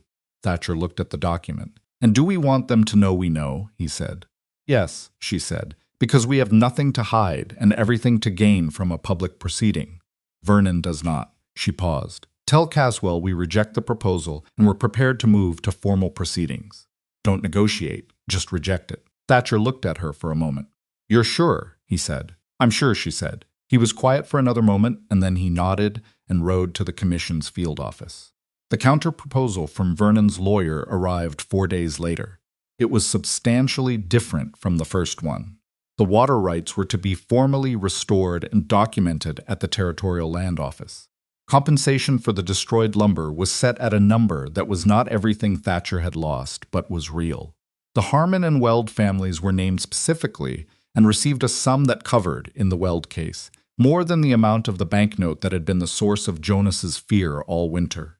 Disputed land claims were withdrawn in writing. Vernon agreed to a formal acknowledgement that the incidents documented in the commission record had occurred, which was not an admission of personal guilt. His lawyer had been careful about that, but which was a statement that the documented facts were not contested.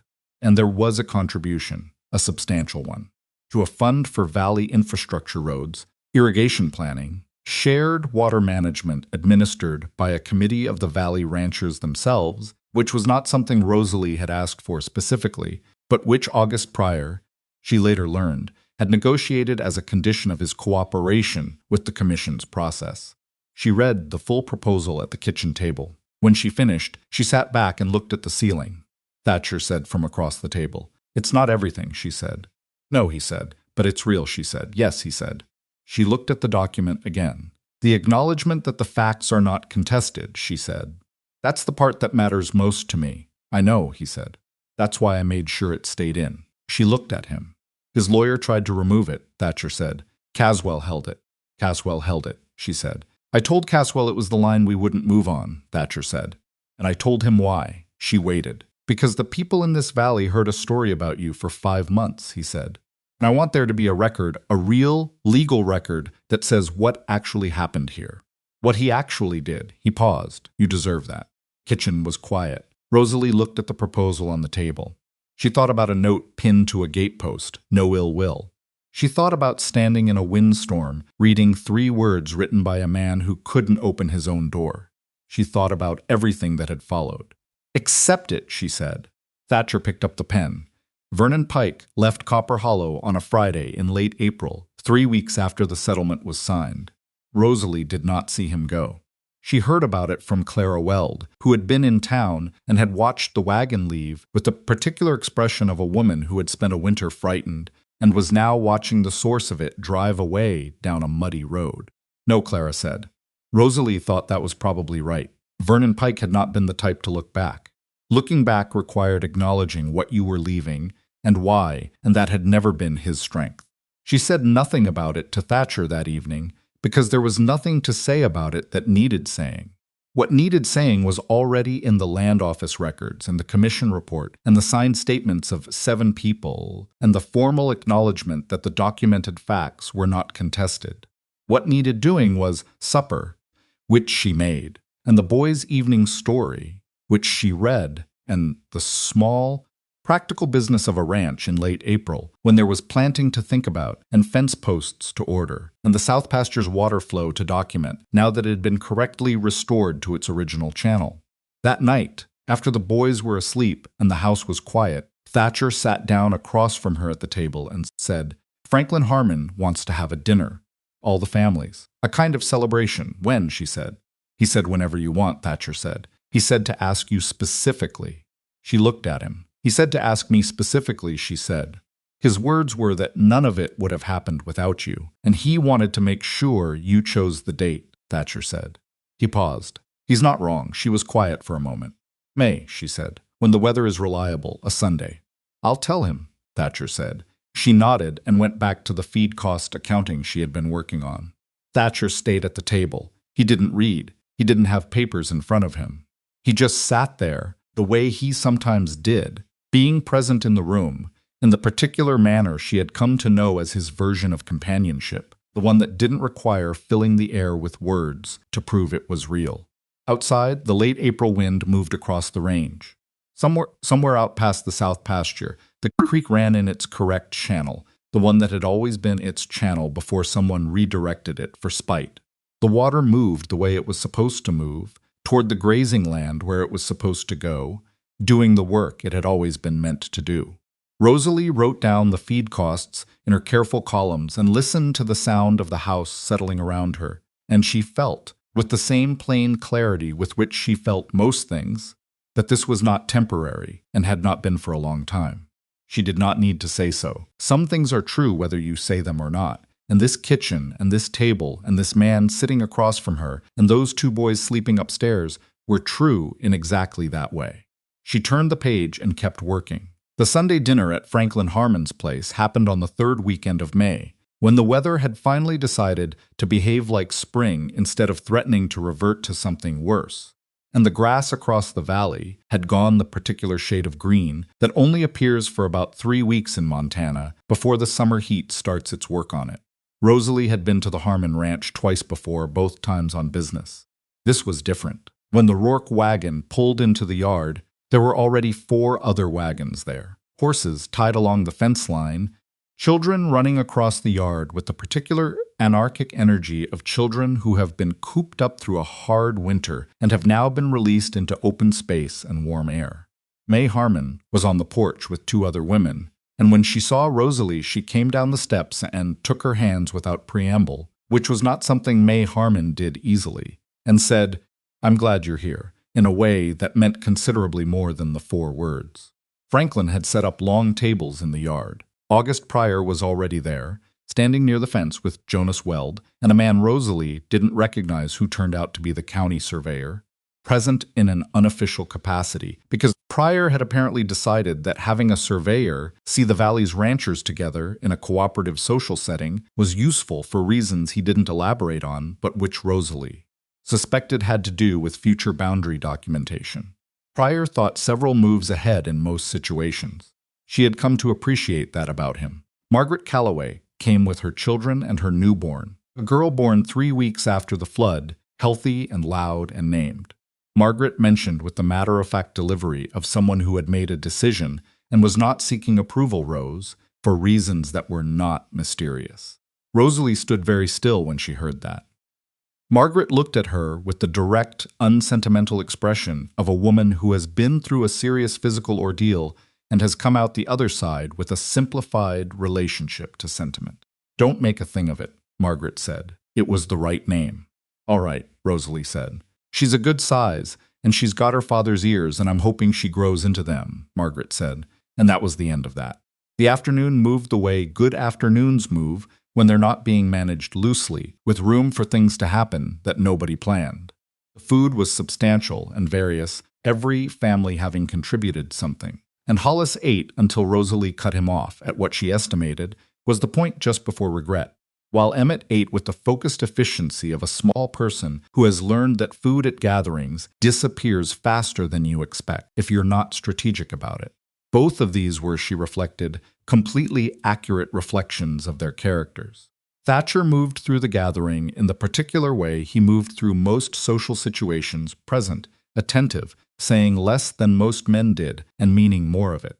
She watched him from across the yard, at one point, talking with Franklin and August Pryor, and she thought about the man she had first seen at a fence rail on a frozen November morning, one arm resting on the top rail, watching a situation he wasn't sure whether to get involved in.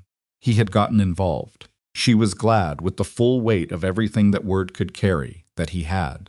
The formal part of the afternoon, which Franklin had not announced as formal, but which had the quality of something that had been thought about in advance, happened after the meal, when the gathering settled into the comfortable exhaustion of people who have eaten well in outdoor air. Franklin stood up from the table. He was not a natural public speaker. He was a man more comfortable with direct conversation than address, and it showed, which made what he said more effective than a polished speech would have been. "I'm not going to talk for long," he said, which got a quiet laugh from the people who knew him, because it was exactly what he would say. "I just want to say that this valley came close to something bad this past winter. And most of us knew something was wrong, but we were each sitting with it alone, which is how things like that get traction." He paused. "What changed was that somebody started connecting us. Somebody decided that isolated people make easy targets, and that the answer to that was to stop being isolated." He looked at Rosalie. "It was you. And I want to say it in front of everyone here, so it's said clearly, and nobody has to wonder whether it was acknowledged." The yard was quiet in the way that outdoor spaces go quiet when something real is being said, not the silence of emptiness, but the silence of attention. Rosalie sat with it. She did not deflect, because deflecting would have made Franklin's acknowledgement smaller than it was, and he deserved to have it received properly. "Thank you," she said. "Though for the record, every person at this table signed their name to something when it would have been easier not to. That's not nothing. That's most of what worked." "The commission didn't act on our names," Jonas Weld said from down the table. He said it without particular emotion, just accurately. "They acted on what you built around them." She looked at Jonas. He had changed since the winter, not dramatically, but in the specific way that people change when a pressure they've been living under for months is finally removed. He looked like himself again, or like a version of himself that had room to breathe. Your name on that statement took courage, she said. You were more exposed than most, and you signed it anyway. Don't undercount that. Jonas said nothing, but Clara, beside him, put her hand over his on the table. August Pryor spoke next, with the concise authority of a man who doesn't speak unless he has something specific to add. The infrastructure fund from the settlement, he said. I've spoken with the county surveyor and with 2 engineers who work the Northern Range territory. There's enough in that fund, managed correctly, to build a shared irrigation system for the East Valley properties that would increase every family's productive acreage by between 15 and 30%. He paused. I'd like to form a committee to administer it, and I'd like Rosalie Whitcomb to chair it. Several things happened at once. Rosalie registered that Pryor had used the name she had not yet formally taken, which was either an assumption or a statement. Franklin Harmon nodded immediately. Jonas Weld said, agreed before the word was barely out of Pryor's mouth, and Thatcher, seated beside her, said absolutely nothing. But she felt him go still in the particular way he went still when something surprised him in a direction he approved of. She looked at Pryor. You should chair it, she said. You know the territory and the people better than I do. I'll co-chair, he said. I know the territory. You know how to make sure things get written down properly and that everyone has a seat at the table. He said that last phrase with the slight emphasis of someone who had heard it before, and she realized Thatcher must have told him something of their conversation. Both things are necessary. She considered it for a moment. The honest answer was that she wanted to do it. The honest answer was that, sitting in a yard in late May sun with 7 ranch families who had come through a hard thing together and were now talking about irrigation engineering and shared infrastructure, she felt something that had nothing to do with rescue or settlement or surviving someone's cruelty. She felt the specific satisfaction of something being built. All right, she said, I'll chair it. They married in June, not on a special day chosen for symbolic resonance. On a Tuesday, because the circuit judge was in Copper Hollow on Tuesdays, and the weather that particular Tuesday was clear, and the boys were cooperative, and there was no practical reason to wait for a more theatrical occasion. Thatcher had asked her if she wanted something larger, a proper gathering, and she had said that the Harmon dinner in May had been as close to a celebration as she needed, and what she actually wanted was to sign the papers and get the land title updated and have it done. He had looked at her with that expression she had come to know, the one where he was trying to decide if she meant it, or if she was simplifying herself for his benefit, and she had looked back at him steadily until he accepted that she meant it. The judge was a compact, brisk man named Aldgate, who had married ranching couples in territorial courthouses for 30 years, and had developed a ceremony stripped to its essential elements, which Rosalie found she deeply appreciated. Franklin Harmon and May witnessed. The twins stood on either side of Rosalie and Thatcher, Hollis, holding his wooden horse as he had brought it to every significant occasion since she'd arrived. Emmett in his good shirt, with his hair combed in the slightly wrong direction, that meant he'd done it himself and nobody had corrected it. When it was done, Aldgate shook Thatcher's hand and looked at Rosalie. The land title amendment, he said. You wanted both names on the deed. Please, she said. I have the document here, he said. Both signatures, then it goes to the land office. They both signed. Rosalie Whitcomb. She wrote it for the first time in a territorial land office, on a document that would be recorded and held and would exist as a legal fact indefinitely, and she felt the weight of it in her pen hand in a way that had nothing to do with sentiment and everything to do with what it actually meant, that this land was hers, legally and completely, in the same proportion as it was his, and that no one could change that without her knowledge and consent. That was what she had asked for. That was what she had. On the drive home, Hollis fell asleep against her arm before they were 2 miles from town.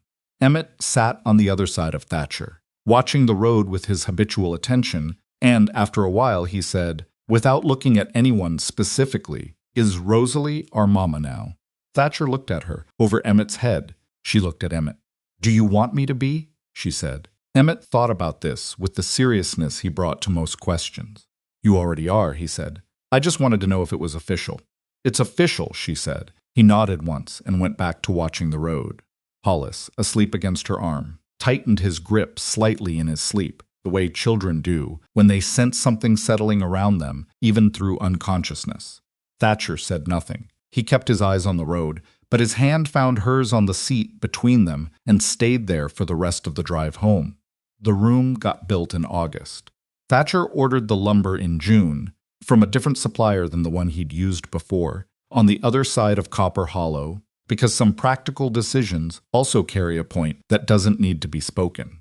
He and Gerald started the framing in late July, when the urgent summer ranch work had settled into maintenance, and Rosalie helped with the interior work, the plastering, the window fitting, floorboards because she was capable of it, and because it was for the boys, and she wanted her hands in it. It took 5 weeks of working at it, in the hours between other things, which was how most real things got built, not in one dramatic concentrated effort, but in the accumulated work of ordinary days. A little at a time, until you looked up and it was done. The room was not large, but it was real.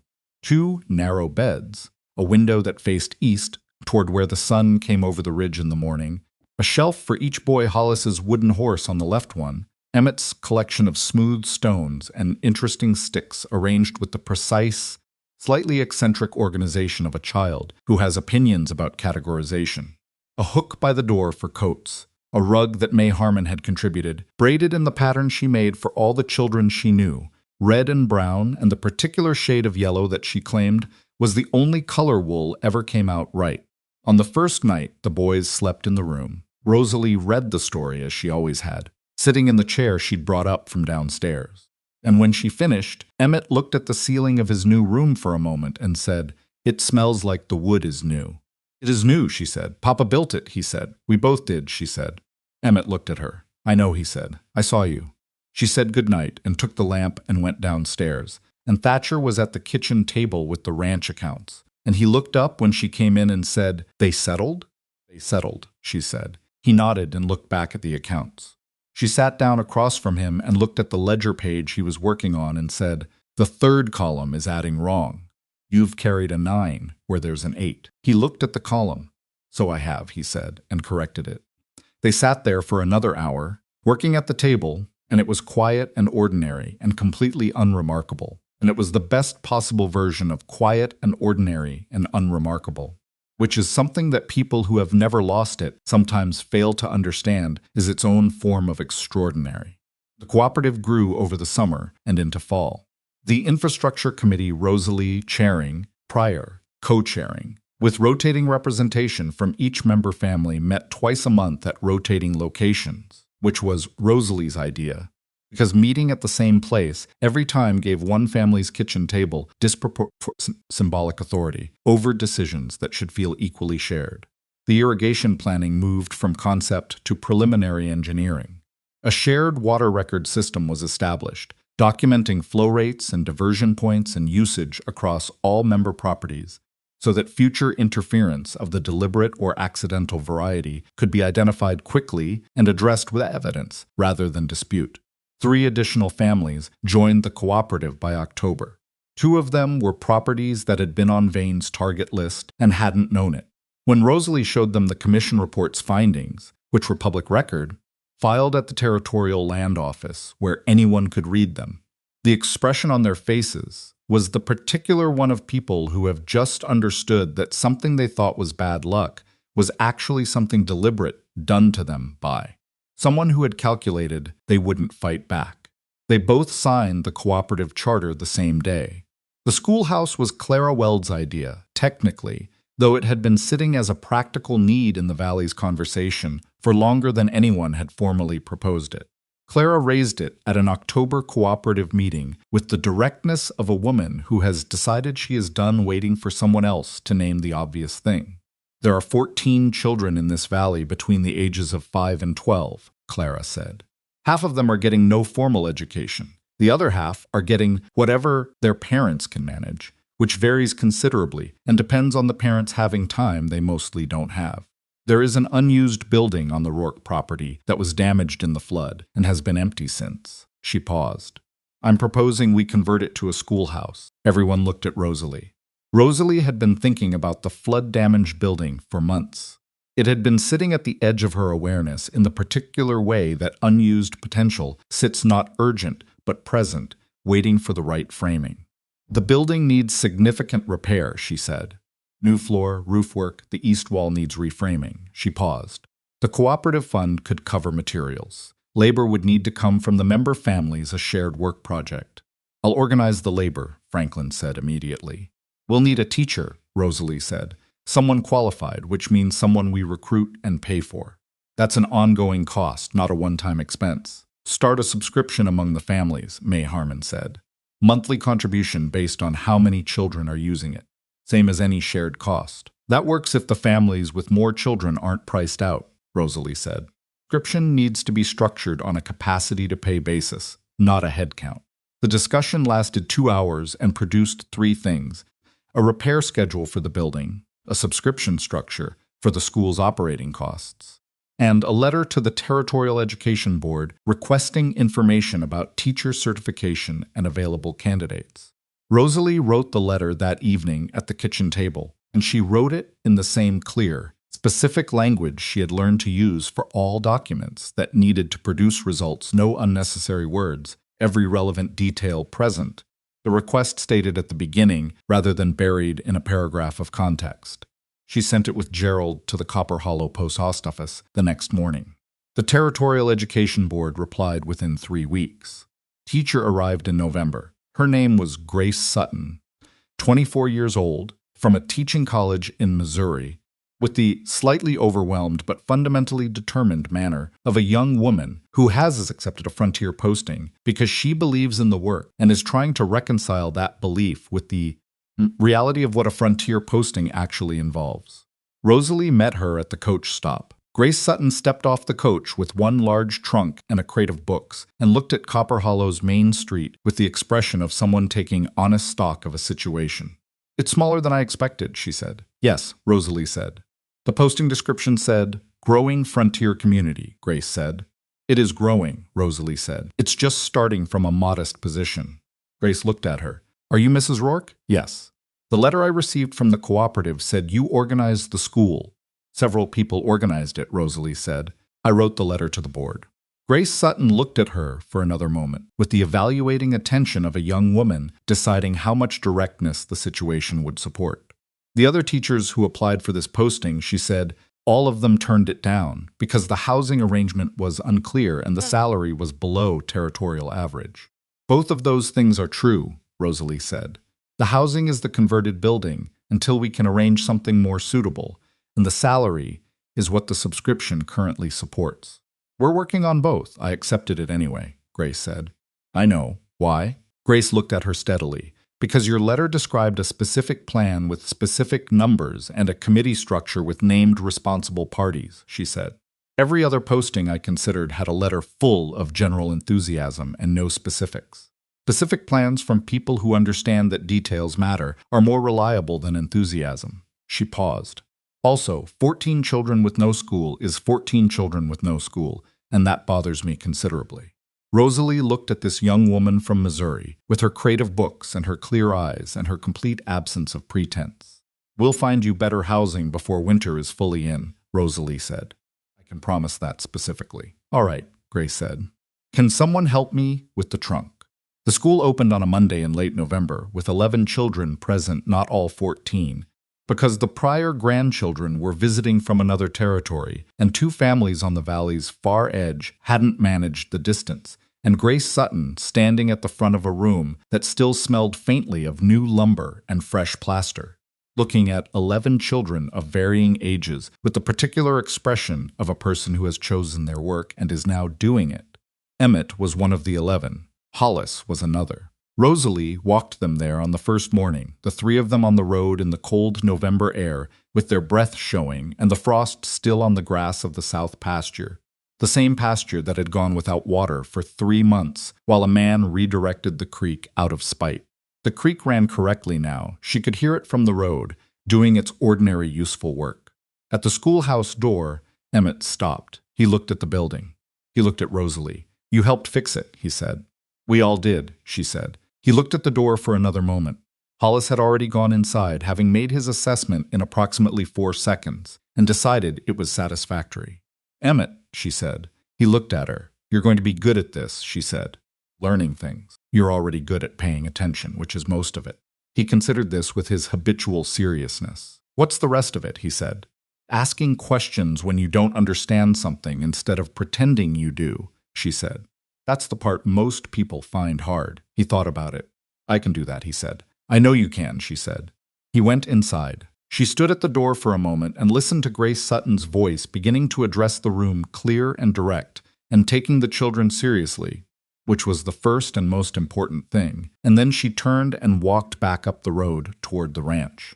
The snowstorm that came in December arrived the way Montana storms arrived, without extended negotiation, with a directness that did not particularly care about anyone's plans or timing. It came down out of the northwest on a Thursday evening, and by Friday morning the road to town was difficult, and by Friday afternoon it was impassable in the casual sense, meaning a person could still make it through if they had serious reason to, but casual travel had become inadvisable. Rosalie was in the kitchen when she heard the knock. It was not a knock she recognized. The Rourke door had its regular visitors, Gerald and Pete from the bunkhouse, Franklin's eldest periodically. Clara Weld when she came with her subscription payment and stayed for coffee and conversation that had become one of the reliable small pleasures of Rosalie's week. She knew the sound of those knocks. This one was tentative. The knock of someone who is not sure of their welcome. She opened the door. The woman on the porch was perhaps 25, dark-haired, wearing a coat that was adequate for Ohio or Missouri, but was not adequate for a Montana December storm, and she was carrying a bag that had the look of everything she owned. Her face had the particular combination of exhaustion and forced composure of someone who has been holding themselves together through a bad situation for long enough that the composure has started to show its effort. "I'm sorry to bother you," the woman said. "I was told in town that there might be I was looking for Mrs. Rourke." "I'm Mrs. Rourke," Rosalie said. The woman looked at her. Something in her face shifted. "My name is Delia Marsh," she said. "I came from Illinois. There was supposed to be a man named—" She stopped. Started again. "He didn't come to the coach stop. I waited 4 hours and he didn't come, and the woman at the hotel said she didn't know him, and I have $11, and there's a storm." She stopped talking. She pressed her lips together in the way people do when they are working hard not to let something out. Rosalie looked at her for exactly as long as it took to understand what she was seeing. Then she opened the door wider. "Come inside," she said. From the kitchen, the sound of footsteps, Hollis, always the faster reactor, appearing in the hallway with his wooden horse and his direct gaze. "Who's that?" he said. "Her name is Delia," Rosalie said. "She's cold and she needs supper. Go tell your father we have a guest." Hollis looked at Delia with the frank assessment of a 4-year-old who has not yet learned to make his evaluation less visible. "Okay," he said, and ran. Emmett appeared at the top of the stairs and looked down at Delia with his quieter, more careful attention. Then he came downstairs and, without being asked, went to the hook by the door and took down a blanket that lived there for cold evenings and held it out toward the woman. Delia Marsh looked at this small boy, holding out a blanket, and the composure she had been maintaining with such visible effort finally let go a little.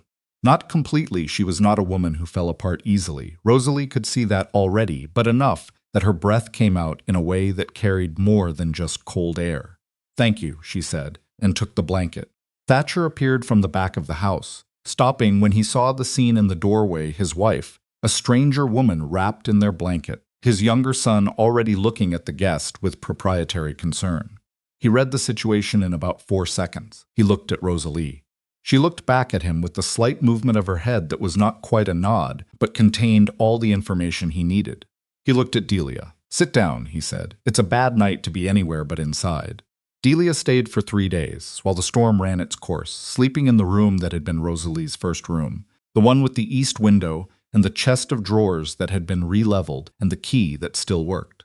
She was quiet and careful, in the manner of someone who understands she is an imposition and is trying to make herself as small as possible, which Rosalie recognized as the manner of a person who has had to manage other people's comfort with her presence for most of her life. On the second evening, when the boys were in bed and Thatcher had gone to check on the animals, Rosalie sat across from Delia at the kitchen table and said, "What do you actually know about this man?" Delia told her. It was a familiar story in its structure letters, months of correspondence, a decision made carefully on the basis of what those letters seemed to promise. The man's name was Garrett. He had a ranch north of Copper Hollow, or said he did. I'll find out about him tomorrow, Rosalie said. Delia looked at her. You don't have to. She started. I know I don't have to, Rosalie said. I want to know if there's a situation here that needs addressing or if he simply changed his mind. And if he simply changed his mind, Delia said. Then you need to decide what you want to do, Rosalie said. And you need to make that decision with real information about what your options are, not in the middle of a storm with $11. She paused. What are you good at? Delia blinked. What can you do well? Rosalie said. Work-wise. What did you do in Illinois? Delia thought about it. I kept accounts for my uncle's dry goods store for 6 years, she said. And so, properly tailoring, not just mending. Rosalie looked at her steadily. The cooperative needs a record keeper, she said. Someone to maintain the shared water records and the financial accounts for the infrastructure fund. It's part-time now, but it'll be full-time in a year when the irrigation project is fully underway. She paused. And Grace Sutton, the school teacher, needs her coat mended because she came from Missouri without understanding what Montana winter actually required. Delia stared at her. You're offering me work, she said. I'm telling you that your skills have a use here if you want to stay, Rosalie said. What you decide to do is entirely your own choice. But you should make it knowing what's actually available, not just knowing that one man didn't show up at a coach stop. Kitchen was quiet for a moment. Why are you doing this? Delia said. Genuine question, not a suspicious one. Rosalie thought about the honest answer. Because someone left you standing in the cold, she said. And I know what that looks like from the inside. And because this valley has learned something this past year about what happens when people are isolated from each other, she paused. And because you kept your composure in a stranger's doorway in a Montana storm, which is not nothing. Delia looked at her for a long moment. I'm not looking for charity, she said. I know that, Rosalie said. I'm not offering it. They sat in the warmth of the kitchen while the storm moved through its final hours outside, and Rosalie thought about what she would have given 11 months ago to have sat across from a table from someone who said to her, your skills have a use here, and the choice is yours, and here is what's actually available to you. It was not a complicated thing. It was, in fact, the simplest possible thing. And yet it had the capacity to change the entire trajectory of a person's life, which was something Rosalie knew now, with the specific authority of someone to whom it had happened. By January, Delia Marsh was keeping the cooperative's accounts in a ledger that she maintained with a precision that made Rosalie, reviewing it at the monthly meeting, look up and say, this is very good work. I know, Delia said, in the flat, unapologetic way of someone who has decided to stop minimizing accurate assessments of herself, which was a recent development and one Rosalie approved of. Garrett, the man who had not appeared at the coach stop, turned out to have left Copper Hollow 3 weeks before Delia's arrival, departed quietly in the direction of the territories further west. For reasons that 3 separate people in town could partially explain, but nobody had a complete account of. He had no ranch north of Copper Hollow. He had a debt at the general store and a reputation for plans that didn't materialize, and nothing else. Rosalie had established all of this in approximately 1 afternoon of careful conversation with the right people, and she had told Delia without editorializing, because Delia did not need editorial comment, she needed information. Delia had listened to all of it and then said, well, I'm glad I found out now, rather than later, which was not the reaction of someone who was not hurt by it, but was the reaction of someone who was choosing what to do with the hurt. Grace Sutton and Delia had by December established the specific friendship that sometimes forms between 2 women of similar age who are both navigating unfamiliar ground and have recognized in each other a useful combination of competence and honesty. They had supper together twice a week at the schoolhouse, which Grace lived in now, in the room that had been added when it became clear that the alternative housing was not materializing as quickly as Rosalie had promised. Rosalie had apologized about that specifically. The foundation repair took longer than the estimate, she said, when she told Grace the housing would be delayed by 6 weeks. It's all right, Grace said. I've made the room comfortable, and living in the school has certain advantages for lesson planning. Still, Rosalie said, I told you specifically. Grace looked at her. Yes, she said, and you told me specifically what the delay was and why and when it would be resolved. That's different from not telling me at all. She paused. Most people, when they fail to deliver something they promised, avoid mentioning it. You're explaining it, that's actually better. Rosalie thought about this. It's the minimum of what honesty requires, she said. Yes, Grace said, but the minimum is rarer than it should be. In February, the year having turned with the particular indifferent efficiency of years, Rosalie sat at the kitchen table on a Sunday morning, while the house was still quiet, and wrote a letter to her sister in Ohio. She had written intermittently through the year brief letters, mostly informational rather than intimate, because the distance between them was not only geographic, and Rosalie had not known until recently how to write across it honestly. She wrote a longer one now. She wrote about the ranch and the cooperative and the school, and Delia and Grace and the boys, and the irrigation planning, and the settlement and the land title, with both names on it. She wrote about Emmett, who had started reading ahead in his school books, and who asked questions in class with the precise, slightly relentless attention of someone who has discovered that the world contains more information than he had previously understood, and finds this deeply interesting. She wrote about Hollis, who had decided he wanted to learn to whittle, and who had produced a series of wooden objects of increasing ambition and decreasing recognizability, each one presented to Rosalie with the solemn confidence of an artist who does not doubt his own vision. She wrote about Thatcher, not in the effusive way that would have made her sister read it, twice looking for the performance in it, but in the plain way. That he had built a room for his sons from drawings he'd carried in his head. That he read whatever she left on the table, when she finished with it, without comment, and then asked about it at supper. That he remembered things she'd said 3 months ago and brought them back into conversations where they were relevant, which was the thing about him that still surprised her most, because it meant he was listening the way people listen when they actually care what you're saying. She wrote, "I crossed the country looking for somewhere I could belong. I did not find what I was looking for. I found something I hadn't known to look for, which turned out to be considerably better." She sealed the letter. She looked out the kitchen window at the February morning, the snow on the south pasture, the creek visible from this angle as a dark line against the white, running in its correct channel. The outbuilding where the lumber had burned was gone. The site cleared, the new addition to the house, standing in its place the boys' room, with its east window and its 2 shelves and its braided rug. She could hear them upstairs, Hollis's voice carrying through the floor in his morning narration of whatever was currently interesting to him, Emmett's quieter responses, Thatcher's boots on the floor above, the sound of him starting his morning, the particular sequence of sounds she knew by now, as well as she knew the rhythm of her own breathing.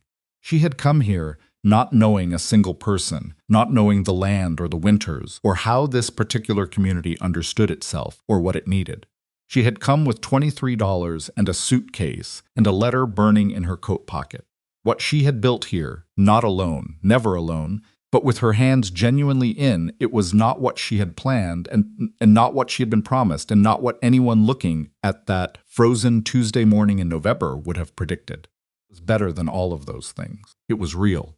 Some people spend their whole lives waiting for the right circumstances before they allow themselves to fully inhabit the life they're living.